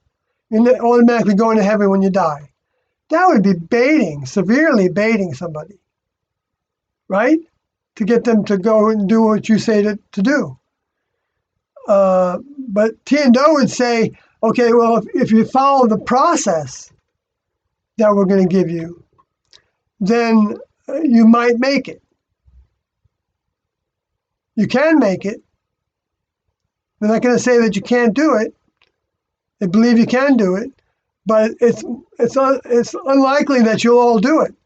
And that's what Do said to me in the first meeting that I had, where it was 3 students and myself. 2 students, myself, and Do. Met with him after the first meeting I had with T and Do. That was a classroom meeting, which is right after I joined in 1975 at the first place I stopped at after leaving my world behind.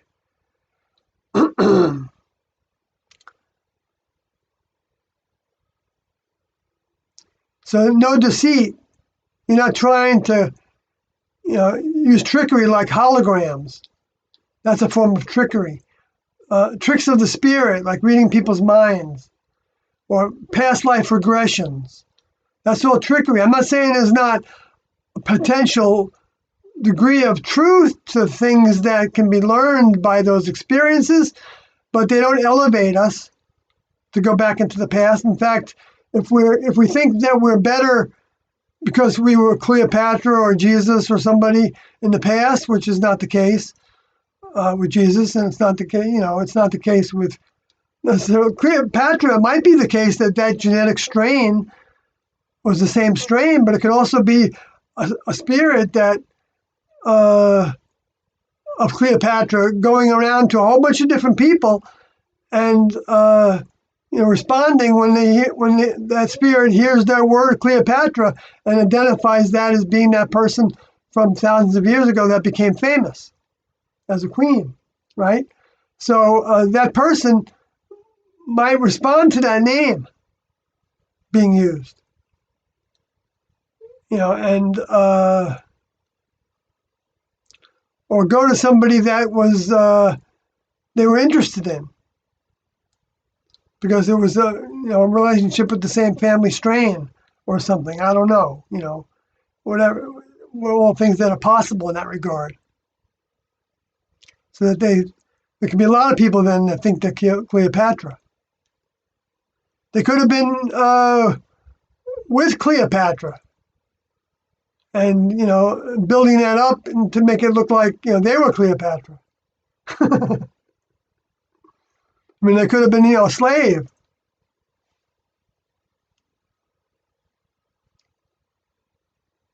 I'm not saying that's all, I'm just giving my ideas about how some of that can work from what Tiendo taught overall about spirits and the Luciferians and the space aliens and the humans that are operating on their own as animals, with that, that are developing that spirit from the genetics and all the history of, paranormal and people seeing things where things like that aren't given to us when we can graduate. Even though I was shown a UFO sighting of a big Z with straight angles on it, huge street that was carved into the sky by a big ball of light that was traveling the speed of a meteor, and it was out of sight in 2 or 3 seconds from north to south when I was on the beach in Corpus Christi after I joined with Tiendo. And I remember thinking at times when I was like at my low points, even when Tiendo stimulated us to go think about whether there was something to do in the world, so that I would like be, and some other times where I think I had a little bit of doubts, I would think about that event. I would think, oh, I wonder if that was real, then that means this is all real, So I did have some doubts, even though at the time I didn't think I had any doubts. I just wasn't aware that I had doubts that I had. And Rio might have been the same way with the Jesus thing.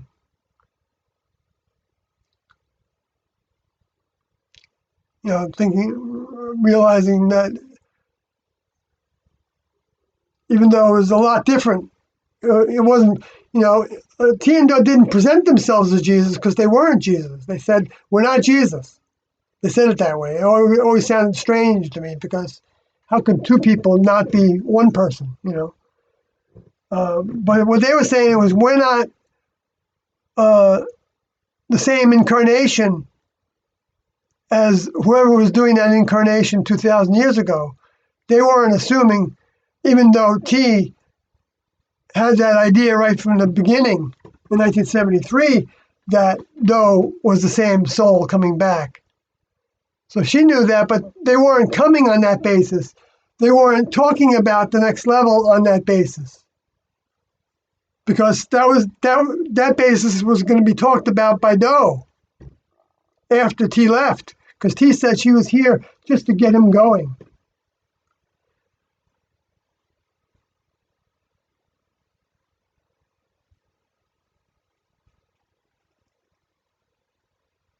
Then it says in Revelation 14:6, and I saw another angel fly in the midst of heaven, having the everlasting gospel to preach unto them that dwell on the earth, and to every nation and kindred and tongue and people.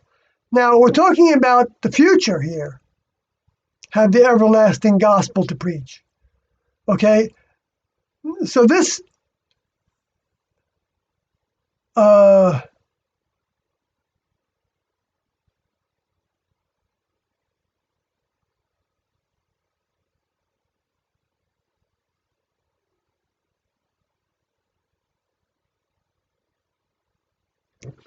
yeah, see, it really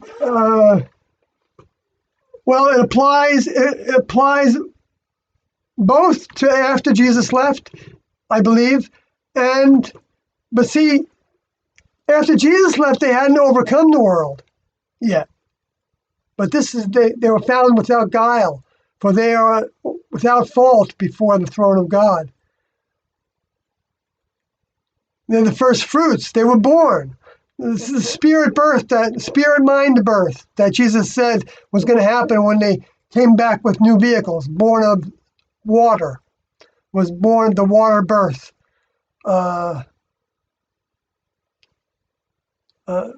Born of the human kingdom. So this is talking about after their birth. And they're gone after their birth. Although it doesn't mean that there's not some that can still be born, even, because there's no holding back. Nobody's holding anybody back in the next level. So students can grow as fast as they want to grow. And this is our chance to do it right now.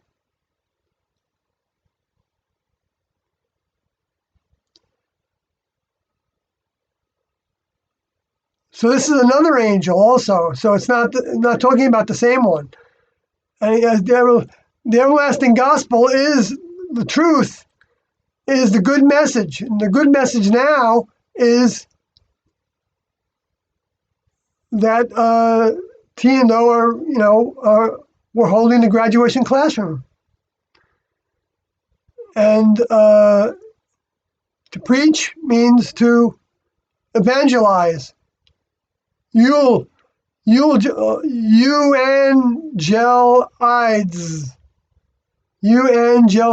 You can see how that became an English word, huh?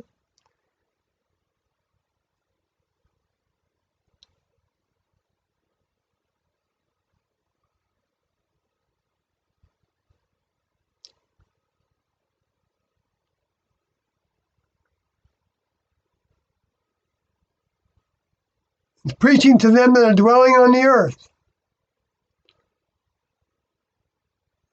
And all the word "and" can also mean also. Kai, having copulative and sometimes also an accumulative force. So them that dwell on the earth and to every nation.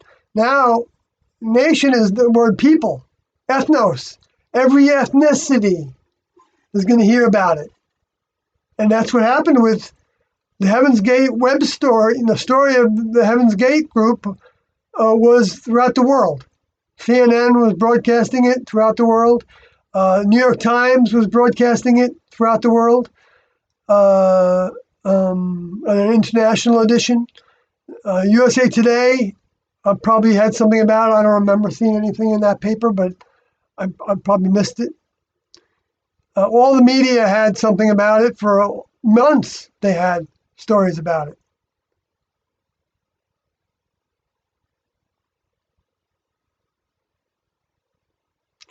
And where is that preaching going to be done? The angel saw it fly in the midst of heaven. If you click on the word heaven, it's mesoanemia, which is from presumed compound of meso and Oranos. Oranos is heaven, and meso is middle, mid-sky. So what do you got? We got the internet. And that's what they put their website up there. And that's what we're doing right now. We're still broadcasting in the midst of heaven, the middle heaven. The middle heaven is the near space also. It's also the place where the Luciferians are restricted to, and where souls and spirits can be saved for future opportunity. I believe it's the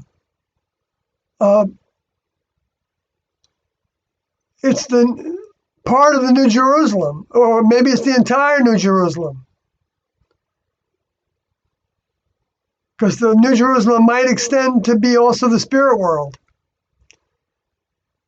And that they're going to purge that from the spirits that don't have a chance, that don't show the evidence that they can actually grow to be useful to the next level, towards growing towards being given souls. to the vehicles that come from that spirit and flesh. That's genetic.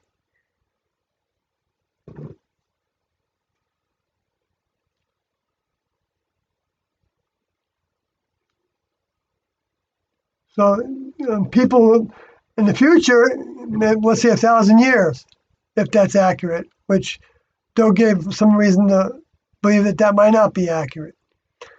But let's say there was another civilization started at some point. It doesn't matter when it is. Uh, the next level could bring back spirits that had grown to a certain degree of understanding and detachment from the human kingdom, so that those spirits then can influence the new vehicles that were being generated.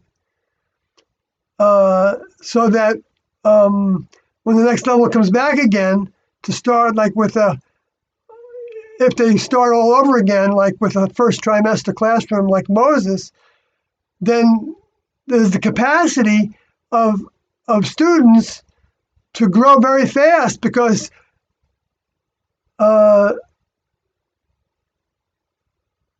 their vehicles would be a match for where the soul is, unless the soul is deposited at that time. But then if the soul is being brought back, then some of those souls are going to grow faster than other souls and other spirits. And so, that's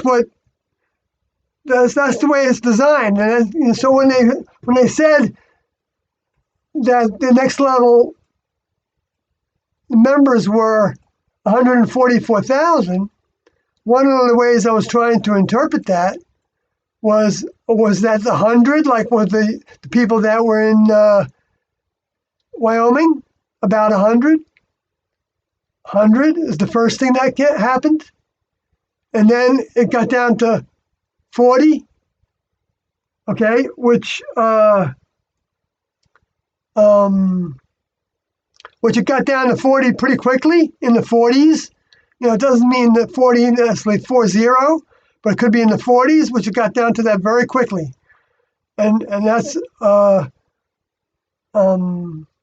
but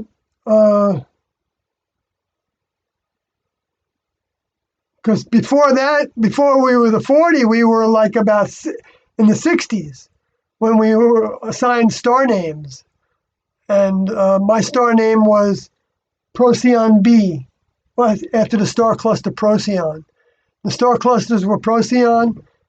Let's see, there was Fornax, Procyon, Sirius, and Fomalhaut. And then Fornax was changed to Altair. Procyon was left the same, Sirius was left the same, and Fomalhaut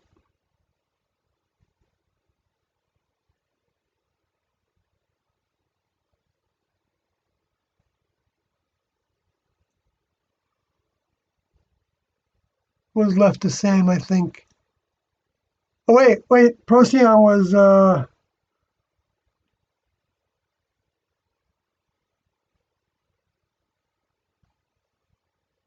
because that was Procyon B. B as in boy, or brown. I mean, we didn't use the word brown or boy. It's just B, PB, like peanut butter and jelly. That's what we use for peanut butter on our menu. PBJ, actually. But you can have peanut butter, just peanut butter and bread was an option.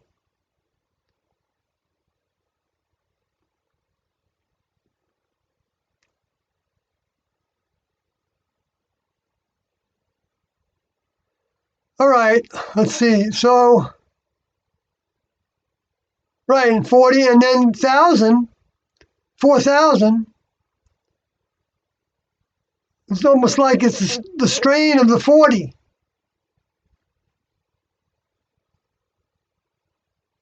So maybe there were 40 actual that were So 140 that were all returning souls that had vehicles. Maybe I don't know. I'm just guessing. You know, you can look at it that way. 148. That would work with the number 12, right?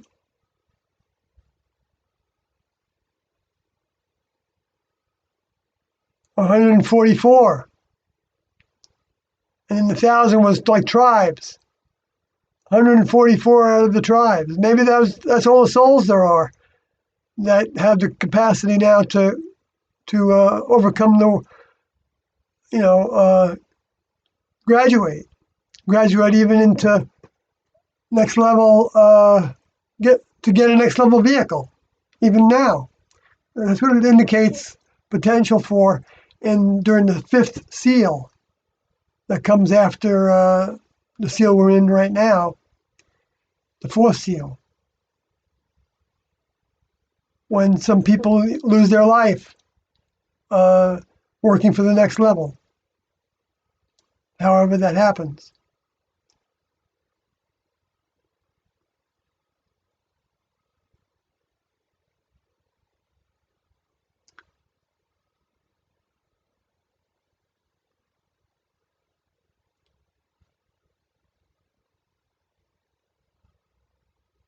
Yeah, that word mesos also to be halfway over, to form the middle.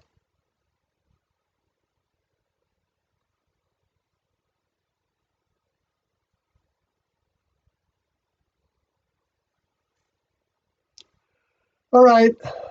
Wow. That's a big chunk. So I'm going to say goodnight, folks. Good night, Valium, Vincent, Larry, Jeff, anyone who's still here. 10 individuals watching, according to the statistics on the site. And I'm going to pass out, I think. Good night.